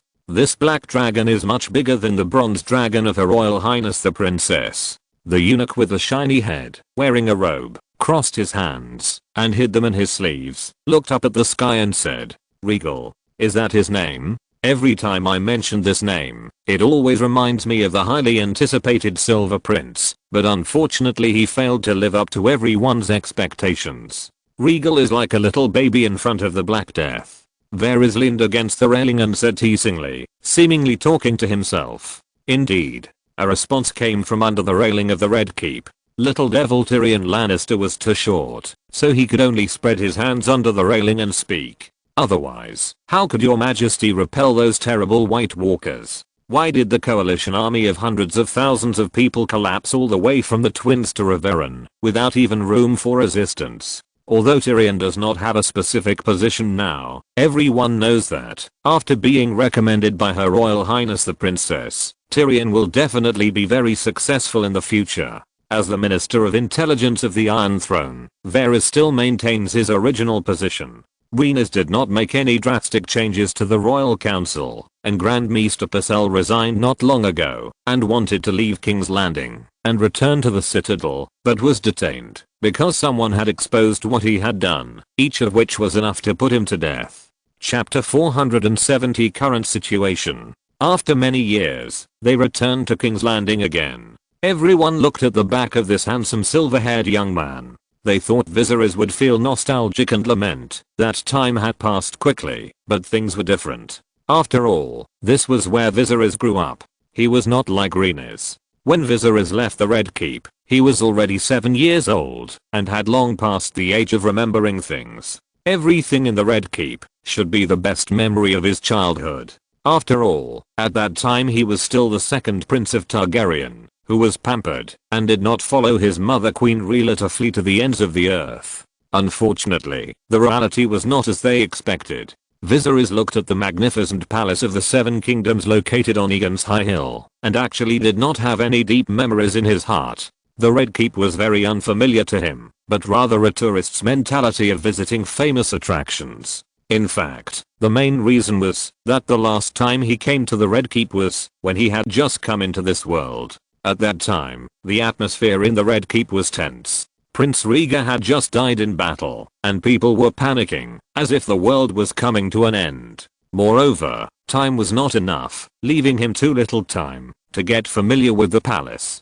Viserys didn't even have time to walk around the Red Keep before he was put on a carriage and fled from King's Landing. Viserys was silent at this moment, not saying a word, looking here and touching there as he walked. In the eyes of the many trembling nobles of the royal territory following him, these reactions were the king's recollection of the past. Then, in the Prime Minister's Tower of the Red Keep, for the current situation, Her Royal Highness the Princess sent ravens to all the nobles, informing them that the Iron Throne had changed hands, but it had little effect, and the Vale and the Westerlands had not clearly expressed their submission. The current Duke of the Vale is Robert Arryn, the son of Jon Arryn, the former Prime Minister of the Usurper, but he is still just a child who doesn't understand the world. In theory, the person who actually controls the Vale should be his mother Lysa Tully. However, Lysa Tully is not a person of strong character. Even though her father died in the Battle of Riverrun, she should not have been able to hold on for so long, because she had a bad relationship with her father, Lord Hoster Tully. Now some intelligence has been received that the power of the Vale should have fallen into the hands of others. The other party has formed an alliance with many nobles and they refuse to surrender to Viserys. As for the Westerlands, it goes without saying that the Lannisters have offended the Targaryen family too much, and there is no difference between surrendering and committing suicide. According to Tyrion's judgment of his father, Tywin would rather die on the battlefield than take the initiative to go to the gallows. On the Stormland side, Lord Renly Baratheon was originally willing to surrender and was testing our treatment after his surrender. Renly hopes to retain his position as the Lord of Storm's End and Stormlands, but according to intelligence, Stannis, who escaped from prison some time ago, appeared in Storm's End, and he was sought after by a group of vassals loyal to the Baratheon family. Whether the Stormlands can be peacefully incorporated into the kingdom's territory is still a question mark for the time being. And in the south, the burning, killing and looting of the Reach by the Dawn army angered the Tyrell family. Highgarden Rose summoned the vassals and vowed to take revenge. The Tyrell family of the Reach has always been a family that is good at maneuvering. Although the Reach can mobilize a military force that exceeds the Lannister family and has a navy that is comparable to the royal fleet, but Highgarden Rose is not good at leading troops in battle. However, this time when the situation has been clear, the Tyrell family still did not surrender, which shows how powerful Viserys' reforms on the continent of Essos are. Except for the north, which was still covered with ice and snow, and King's Landing, which was bloodless, Viserys wanted to launch a second war of conquest to conquer other areas. Almost every inch of land needed to be paved with blood. These old nobles were unwilling to kneel down and willingly surrendered their power, if there was any way. If Viserys promised not to apply the new law to Westeros, perhaps most of the wars in the Seven Kingdoms would stop the next day and change their flags immediately. However, this would be another reincarnation of history, and he also lost the real meaning of regaining the Iron Throne.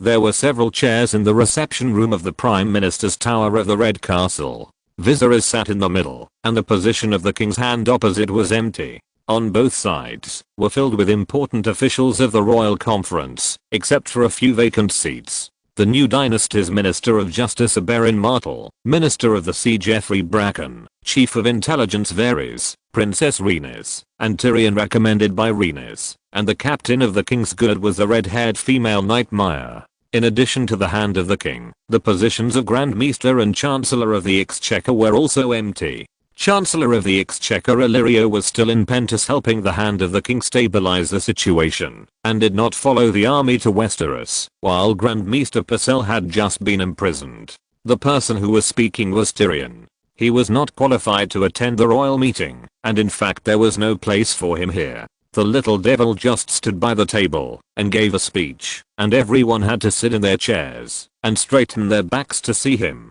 But Viserys heard Rhaenys' recommendation and gave him an opportunity to show himself on stage. In fact, it was also the first time he saw this famous dwarf, the giant in the field of wisdom. Even without Rhaenys' recommendation, he wanted to meet this important character who shone brightly in the original trajectory. When Tyrion saw that Viserys did not interrupt him, he was slightly excited and continued to speak. Although we are in a stalemate now, the initiative is still in our hands.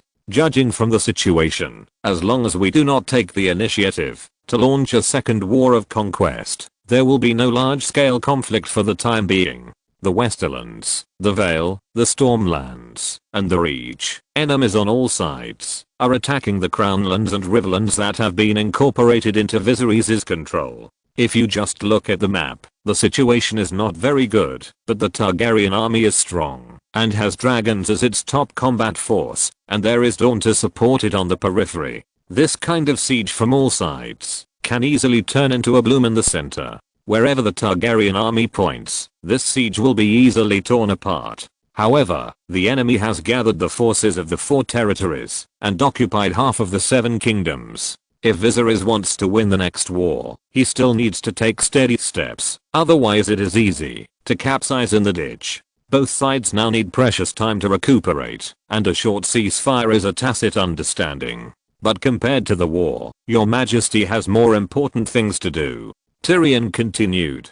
Chapter 471, Volunteer for Battle. There were only 3 important things for the young king to do next. The first was to hold the wedding as soon as possible. Irian had been pregnant for 5 or 6 months. If the wedding was not held, their child would be born. Although the wedding could be reheld later, and no one dared to say anything, it was not legitimate after all, and the common people might not care. It was also a small stain for the noble royal family. Therefore, the king's wedding was scheduled in the Great Sept of Bela half a month later. There were not many guests eligible to participate in the wedding, mainly members of the Targaryen family and important officials under their command. There were fewer people on the bride's side. Her uncle Prince Oberyn and the Sand Snakes would attend. Irian's father Prince Doran had difficulty moving his legs and feet due to gout, and had not walked out of the water garden for many years. The bride's younger brother, Prince Quentyn Martell, had traveled to King's Landing by boat a long time ago, and arrived not long ago, while another prince, Trystane, was too young, and was left in Dorne, and did not come to attend his sister's wedding.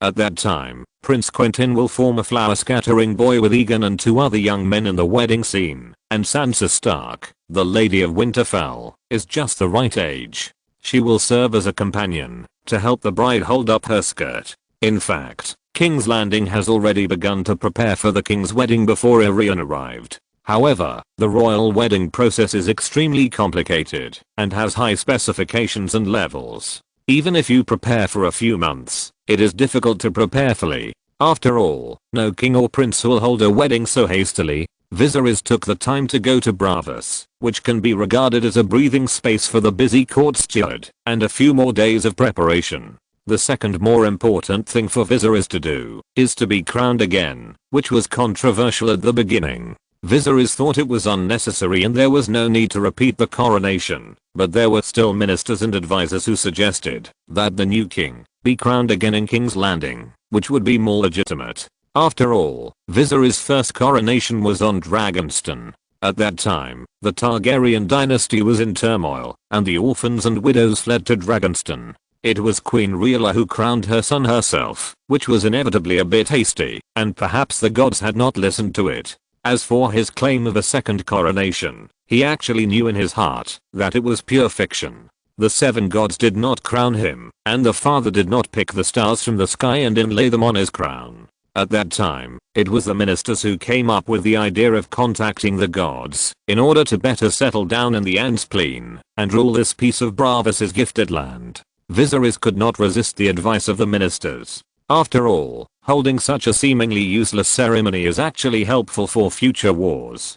People in this world are still very firm in their persistence and belief in certain things. In the end, the young silver-haired king agreed to hold another coronation ceremony, and the day of the coronation ceremony was set on a day before the royal wedding. However, this is not the end. Viserys had one last important thing to do, which was the trial of the usurper Robert Baratheon and his followers Eddard Stark and others. Viserys had once claimed that he would hold a public trial for these people and make public their crimes, including some secrets. Although many of the criminals on the list have died in the past few years. For example, Jon Arryn, the Duke of the Eyrie, who played an important role in the Wolf, Deer, and Osprey alliance, was assassinated, and Hoster Tully, the Duke of Reveron, was betrayed and beheaded by his own vassal. And there are also people who have not been caught, such as Tywin Lannister, the Duke of Casterly Rock, who escaped from the battlefield of Reveron by boat.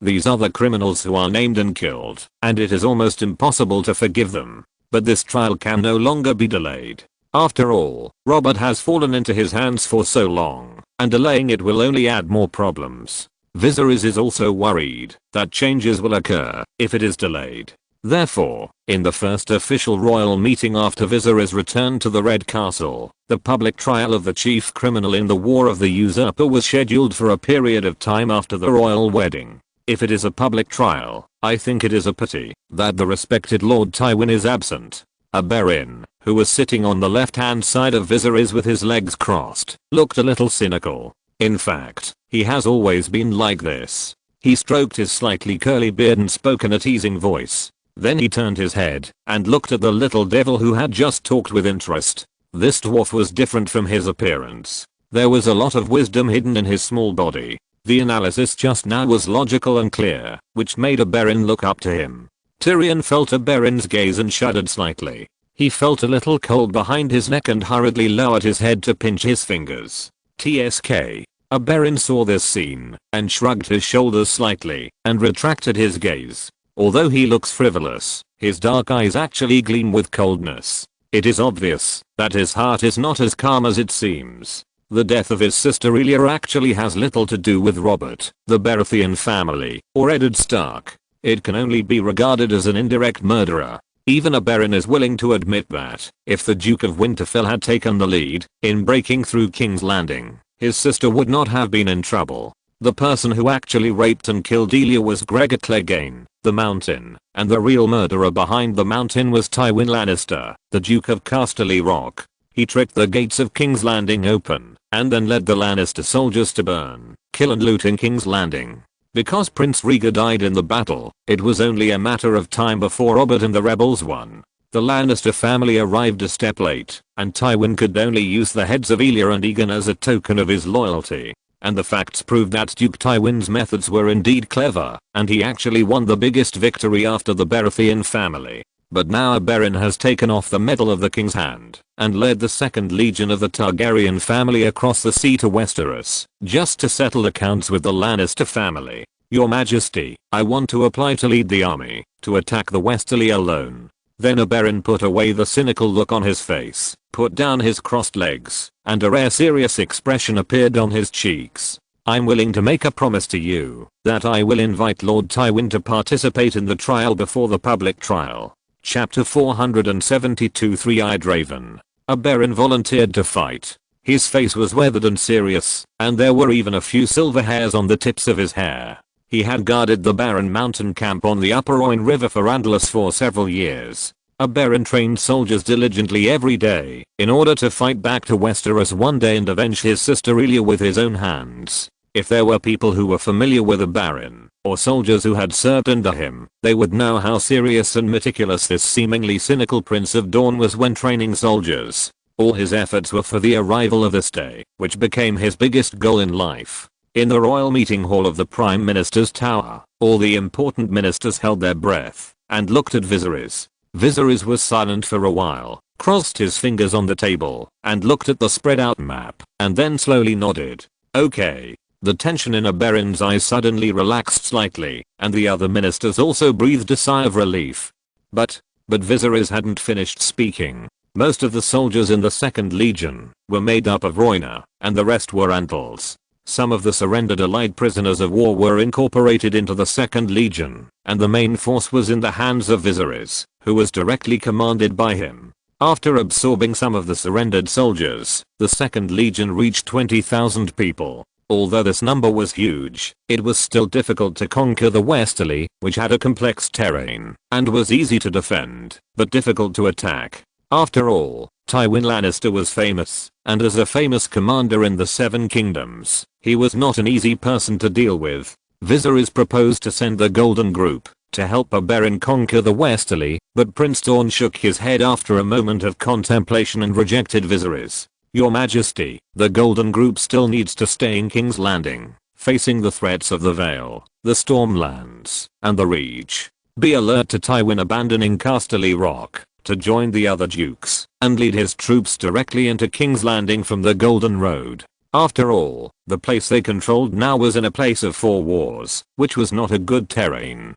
It was all flat land with no natural barriers to defend, and there were more directions to defend. If Viserys sent too many soldiers to help him attack the Westerlands, the rear would inevitably be left empty, and once attacked by surprise, it would easily cause huge losses. However, although Oberyn refused Viserys' request to send the Golden Company to help him attack the Westerlands, he asked Lord Admiral Geoffrey Bracken to send a fleet to attack the enemy from the coastline of the Westerlands. The Westerlands is a mountainous and hilly terrain with rolling mountains as a barrier. Attacking the Westerlands from the Riverlands is bound to be difficult. I plan to enter the Westerlands from the south, break through Crake Hall along the coastal road, and then go straight to Lannisport and Casterly Rock. Oberyn's finger slid across the map, and the route he wanted to take to break through the Westerlands was clear at a glance. Lord Geoffrey's fleet can give me some support at sea and help me harass the coastline of the Westerlands.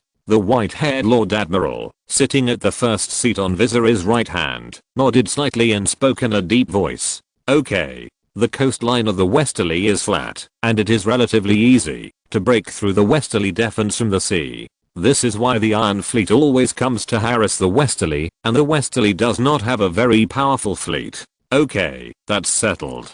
Viserys nodded readily. Oberyn was smart and there was nothing wrong with his strategy and tactics. In the final analysis, it all depends on how he performs on the spot. Then the silver-haired young man pushed the table and stood up, and the other ministers also stood up quickly. Your Majesty, Your Majesty. Viserys' first royal meeting in the Red Keep was relatively perfect, and many unresolved issues were resolved in one go. Oberyn was determined to send troops immediately and invite Lord Tywin to come before Viserys publicly tried the culprit, so he even missed the wedding of Viserys and his niece. Irian was very sorry that her uncle would not attend her wedding. Princess Dawn is more friendly to Uncle Oberyn than her father, Prince Doran. She thinks that Uncle Oberyn is a Dawn man who dares to love and hate, while her father is weak and incompetent, and he is indifferent, even when his sister is killed. At night, in Meagher's tower in the Red Castle, this is the most central location in the Red Castle, where the kings, queens and other royal family members of all generations live.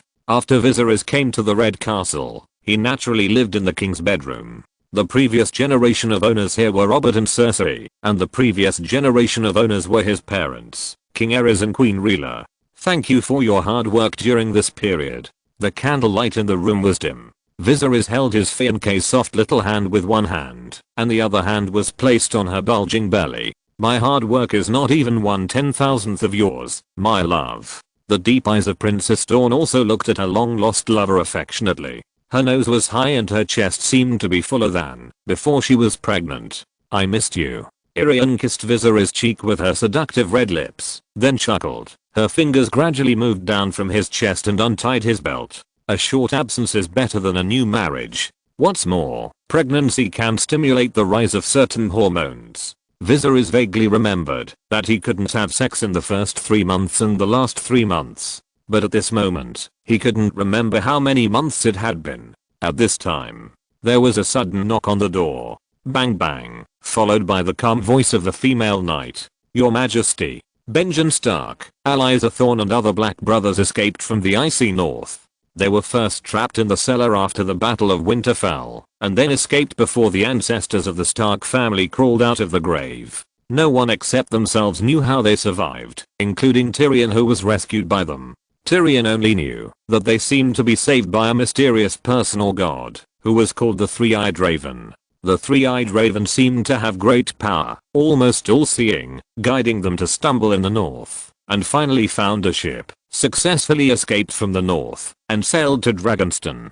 The Three-Eyed Raven saved them, but also made a request, hoping that they would help him find a person with silver hair and purple eyes, riding a dragon. He did not say the name of this person, but only described it by appearance, and everyone present instantly understood that he was referring to Viserys. However, the Three-Eyed Raven shook his head slightly, indicating that he did not know what his name should be. But if everyone found him, he hoped to tell them that he wanted to meet him. Three-Eyed Raven? Viserys sat in the chair in front of the desk in the bedroom, and looked at Benjen Stark, frowning slightly. If you're listening to this novel on a channel other than Fanfic World, it means they downloaded and uploaded it without effort. We cordially invite you to visit our channel, Mundo Fanfic Novelos. There you'll find the original version of this story and you can explore many other novels of various genres. We're waiting for you to immerse yourself in a world of incredible novels. Chapter 473, Together in the Dark. Yes, Your Majesty. Benjen knelt on one knee and stood up after receiving a slight nod from Viserys, with a little trepidation in his grey-blue eyes. He knew that his brother had been defeated and captured, and was now imprisoned in the dungeon of the Red Keep. As a member of the Stark family and Eddard's brother, he was lucky not to be arrested. They came to King's Landing from Dragonstone with the Golden Group army, and have lived here for a while. Except for waiting for Viserys, and not being able to leave, there were no restrictions on personal freedom. When Eddard was just brought back, Benjen wanted to apply to see his brother, but was rejected by the warden, saying that only Lady Catelyn was qualified to visit. And this was still allowed by Her Royal Highness the Princess Royal, who pitied the lady's feelings of missing her husband. Now that he had seen Viserys, Benjen wanted to ask for permission. Your Majesty, but he opened his mouth, but finally stopped talking. Benjen was cautious by nature. He was afraid that he would be imprisoned again if he failed to visit his brother, and his nephews and nieces would lose their last support in the strange city of King's Landing. After hearing the word Three-Eyed Raven, Viserys was silent for a long time, thinking about something, and then finally came to his senses, looking at the Chief Ranger in front of him and asked, "Did the Three-Eyed Raven say that he wanted to see me for something?" Viserys knew that the Three-Eyed Raven was not easy to move. He seemed to be trapped in a giant weirwood, relying on the energy of the weirwood to maintain his life. But what did he entrust Benjen and other soldiers of the Night's Watch to find him for? Viserys has always been wary of this relative. After all, the other party seems to have magic and master the most mysterious power in the world. Time. He can wander freely in the ocean of time, look into the future, and see many things in the past.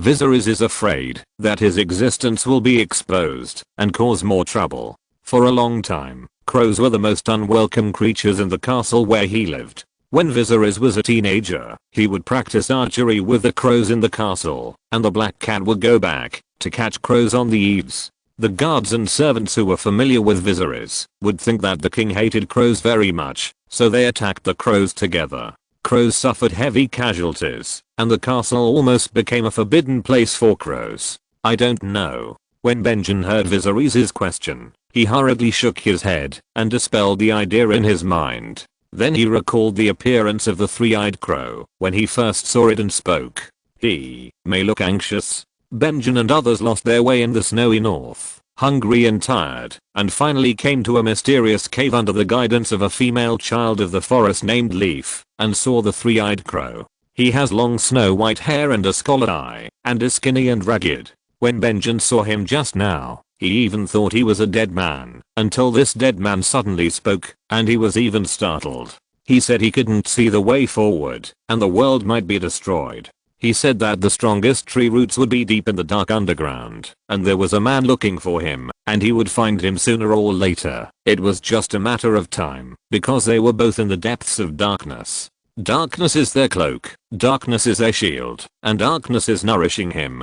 Benjen Stark recalled the words of the old man with a hunched figure and wrinkles on his cheeks that blended into the fishbean wood. Every word he said was very mysterious and obscure, and needed to be understood carefully. When Benjen and his brothers of the Night's Watch saw the three-eyed raven, it was on the eve of the Battle of the Bay of Kalin. At that time, Viserys and his Dothraki army had not yet arrived in Westeros.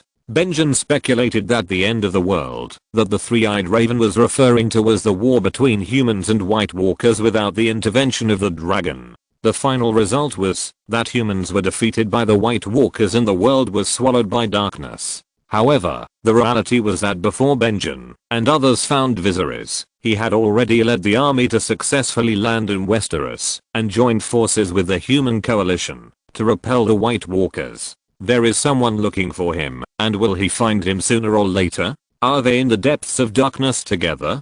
Viserys was stunned when he heard Benjen's words, and his understanding of the three-eyed raven blood-raven Brynden Rivers emerged in his heart, and at the same time, more doubts arose. Brynden Rivers, also known as the three-eyed raven, is not a simple person. He was the illegitimate son of Aegon IV and Lady Melissa Blackwood, and also one of the noble bastards. He was once the hand of the king of Erezion Mikarai, and was later imprisoned by Aegon V. He eventually chose to join the Night's Watch before being executed, and became the commander-in-chief of the Night's Watch. He disappeared in the 252nd year of the Aegon calendar. If the three-eyed raven holds the power of the old gods, or if he himself is an old god, what is he hinting at? Viserys knew very well that the person who was looking for him in the three-eyed raven's mouth was the Night King. What is the connection between the White Walkers and the old gods? Why are both of them in the dark? Why is the Night King obsessed with finding the three-eyed raven? However, these questions have no answers before meeting Brynden Rivers. This world is very big, and there are the Golden Kingdom, the Shadowland, etc. at the end of the world, full of many secrets. Feeling the gaze of his fiancé and Benjen, Viserys could only temporarily restrain his doubts and nodded. If I have time, I will go to see him. Where is he? In the north? Although humans rarely go to the north, since the White Walkers retreated to the Moat Kalin and were bombed, the only way is the sea. It seems that there is still a world of ice and snow there, and the ice and snow have not melted yet. Viserys plans to think about the affairs of the north after he has sorted out the affairs in the south. However, if he just wants to see the three-eyed raven, he doesn't have to wait that long. He can ride a dragon to the north at any time. As for whether it is a Night King's territory, it is actually not a big problem for Viserys. The Night King, the three-eyed raven, and himself, they are all special beings that have surpassed humans. It is very difficult for anyone to do anything to anyone. I don't know where he is hiding either. The children of the forest said that the place where they live is wandering, and it is difficult for ordinary people to find it. As long as your majesty comes nearby, they will find you. Chapter 474 The Second Coronation. The three-eyed raven seemed to be in a hurry to see him, but Viserys was not in a hurry. Then Benjen took out another branch and gave it to Viserys. He held the branch and went to the outside of the wall, and the three-eyed raven would sense it. In the 293rd year of the Aegon calendar, in the spring after the winter, after this difficult and hard winter, humans finally ushered in a new dawn. The coronation of a new king requires a very complicated and cumbersome process. Although the Seven Kingdoms are not completely stable now, the rebels on all sides still claim that they will attack King's Landing to kill Viserys and his dragon. But the people of King's Landing are not panicked, because for many older people in the capital, the Targaryen family, as the royal family of the Seven Kingdoms, has long been rooted in people's hearts. The rise and fall of countries and dynasties are unpredictable, but the Crown Stag family has only been on the throne for about 10 years, which is not enough to change the deep-rooted ideas in people's hearts. Therefore, many people in King's Landing believed that Viserys was destined to be king, especially when they heard the story of the coronation of the 7 gods and the son of the sun. They were more convinced that it was the usurper who betrayed his king, came to power illegitimately, and was punished by the 7 gods or the Red God, who sent the White Walkers to destroy the false king. The appearance of the White Walkers broke through the barrier of the Red God's infiltration into Westeros. War was the biggest change. Melisandre's preaching quickly spread across Westeros through hundreds of thousands of refugees from the north. With Viserys repelling the White Walkers and saving the world, coupled with the Red God's previous propaganda about Viserys, claiming that the true king, the son of the sun, must dispel the darkness, holding the Lightbringer, and only Viserys who could defeat the White Walkers, etc. There are also many people who believe in the Red God in King's Landing.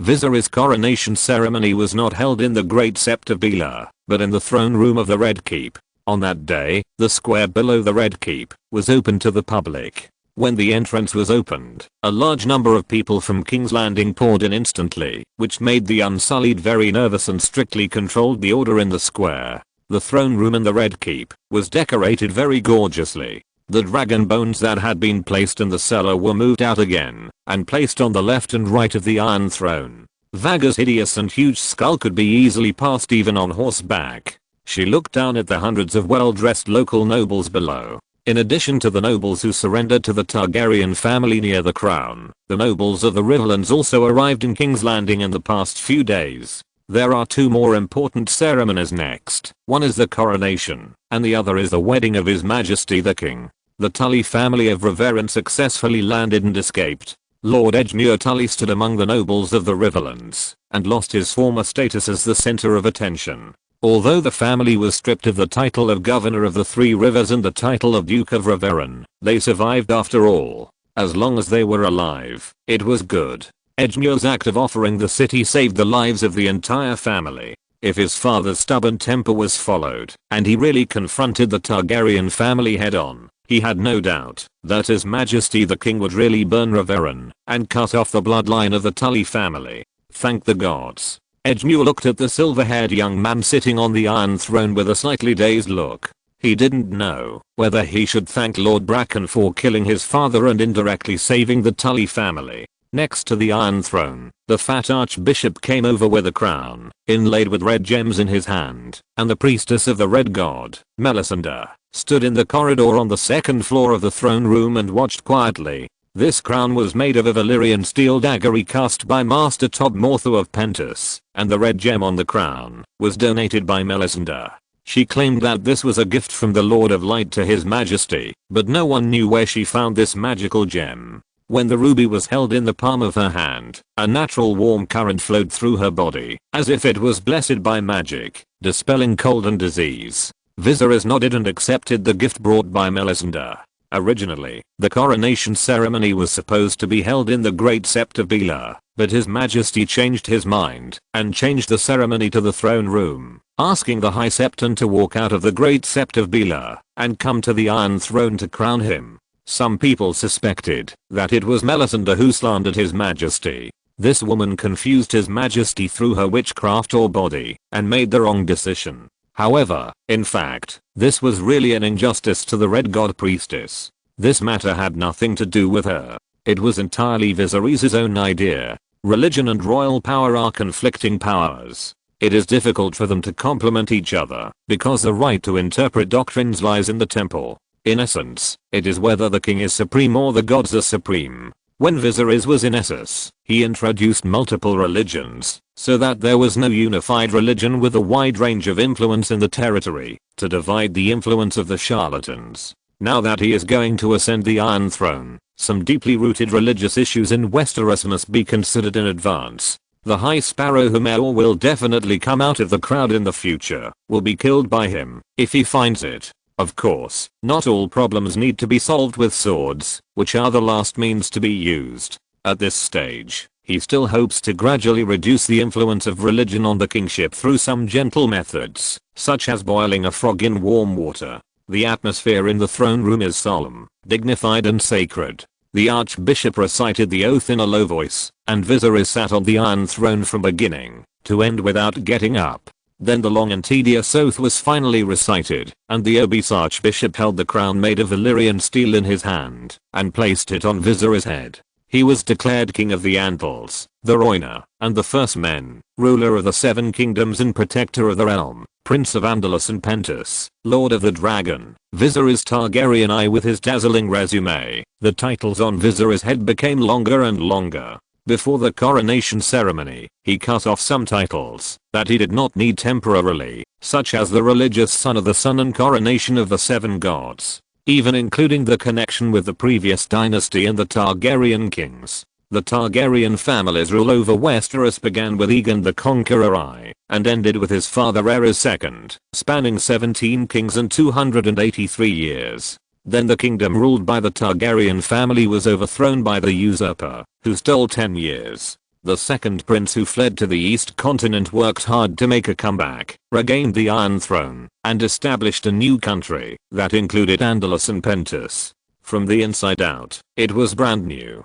Viserys once disliked this as a useless coronation ceremony, but when it really started, he was honest and well prepared. The handsome young king sat on the Iron Throne, and the sunlight shone on him from the window above the throne room. He was wearing fitted black trousers, an exquisite black velvet robe, and a metal dragon head medal on his chest. His long silver gold hair was soft and slightly reflected the light. The heavy crown fell on his hair, and his pair of clean and clear lavender eyes looked down at the ministers below. Then he stood up, and all the bells in King's Landing rang, and the throne room burst into applause. Chapter 475, Alliance of the Righteous. The news that Viserys was crowned again in King's Landing, and was named Viserys Targaryen I, soon spread throughout the south of Westeros along with ravens. Some people cheered and toasted to wish him a long life, while others cursed him, and even cursed him to fall and die. The Vale, led by Lord Jon Royce of Runestone, formed an alliance against the Iron Throne, called the Alliance of the Righteous. The slogan put forward by the Alliance of the Righteous was to maintain the dignity of the nobles and the normal order of the country, and not to allow Viserys to take away their sacred and inviolable rights. A few months ago, Lord Jon Royce led the Vale Knights to make a big circle on the battlefield of Riverrun, and tried to attack the Dothraki from behind, but he was defeated. Balerian's dragon flames burned both sides of Riverrun, forming a raging fire. The Vale Knights suffered heavy losses, and were the first to withdraw from the battle sequence, and fled to the east. Even old Jon himself almost died on the battlefield. Balerian's dragon flame fell not far from him, burning his horse to ashes. Fortunately, the bronze armor passed down from his ancestors protected the old earl, and allowed him to escape back to the valley under the protection of the guards. However, Earl Jon Royce, who escaped from death and returned to the valley, was not frightened by the surging dragon flames. Instead, he raised the banner of resistance against Viserys more firmly. Perhaps because of the brief conversation between the two in the twins last time, he was determined to resist. Perhaps there were other reasons.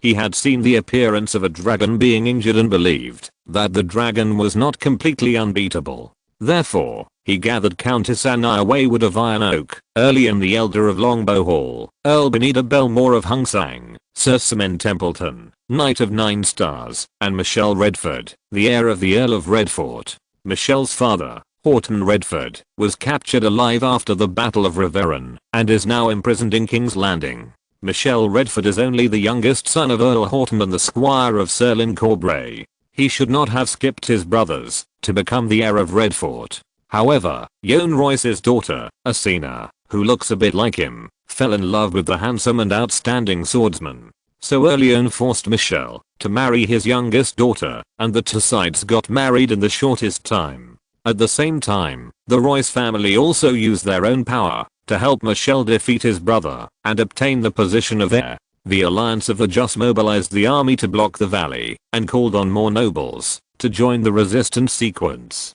In order to pursue fairness and justice, the power of family rule should not be allowed to slip away from their hands. They refused to admit that Viserys had ascended the Iron Throne, directly tore up the letter from King's Landing, and denounced Viserys as the murderer who invaded the Seven Kingdoms. They completely forgot to help them repel the White Walkers. If it weren't for Viserys, they might have become zombies now. And now Lord Robert Arryn the guardian of the valley, the guardian of the east, and the Duke of the Eyrie, is just a baby in a cradle. His mother, Lady Lissa Tully, is just a woman. They are naturally unable to organize a resistance against the tyrant, not to mention that her family has already knelt. The nobles of the valley are worried that Lissa will also kneel and surrender to Viserys. Therefore, the nobles of the Justice Alliance led a small number of guards to the Eyrie, adhering to justice and taking advantage of the surprise attack to open the city gate. The army poured in and completely controlled the power center of the valley.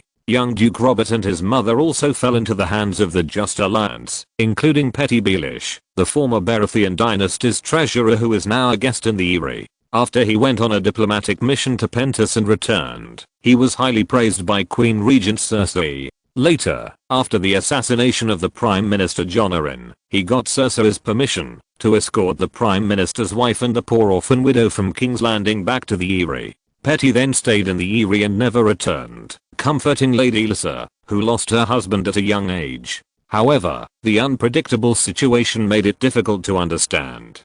Petty lived in the Eyrie and did not expect disaster to come from the sky. However, the noble coalition of the Vale did not make things too difficult for Littlefinger. He was free to move around in the Eyrie and could attend some meetings and have a seat.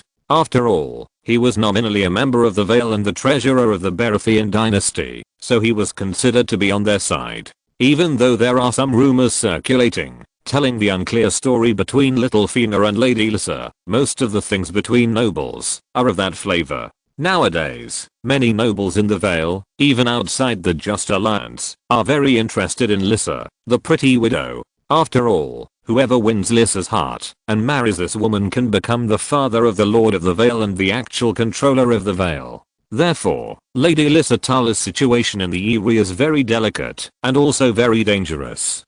Compared with the ever-changing situation in the Vale, the situation of weak masters and strong servants. After the death of Jon Arryn, the Lord of the Vale, there was no successor, and the rest of the Vale families could even join hands and shit on their masters' necks. In the west, Duke Tywin, who escaped from the battlefield of Riverrun, still firmly controls this part of the west. After all, the dragon's flames have not yet burned Casterly Rock, but Duke Tywin's reigns of Castamere will sound at any time at the door of his own home. However, Tywin Lannister was not idle during this period, and he would not give up and wait for death. Hearing what happened in Riverrun later, he ordered all the vassals in the west to send their families to Casterly Rock. In order to better protect everyone's families, Duke Tywin devoted himself to the war. But in fact, everyone knew what it was for. But even so, no one dared to resist, but accepted their fate. Then Tywin began to frequently mobilize the army in the west, set up checkpoints at some important intersections, set up defense lines, set up watchtowers along the seashore, strengthen defense, and strive to make the west into an iron barrel to deal with the future attack of Viserys. At the diplomatic level, Tywin also actively sent envoys to contact the Righteous Alliance in the Valley, the Tyrell family in the Reach, and Renly in the Stormlands, hoping to form an alliance to jointly deal with the menacing Viserys. In the end, except for Renly, who did not respond to the unknown situation, the other two parties responded positively. Chapter 2. Wait a minute, I'll be back soon after going to the hospital. End of this chapter. Thank you very much for reaching the end. Don't forget to like. Looking for more exclusive content and immediate access? Subscribe to our Patreon. Remember, every like, subscription, or donation encourages us to continue. Thanks to everyone. See you in the next video.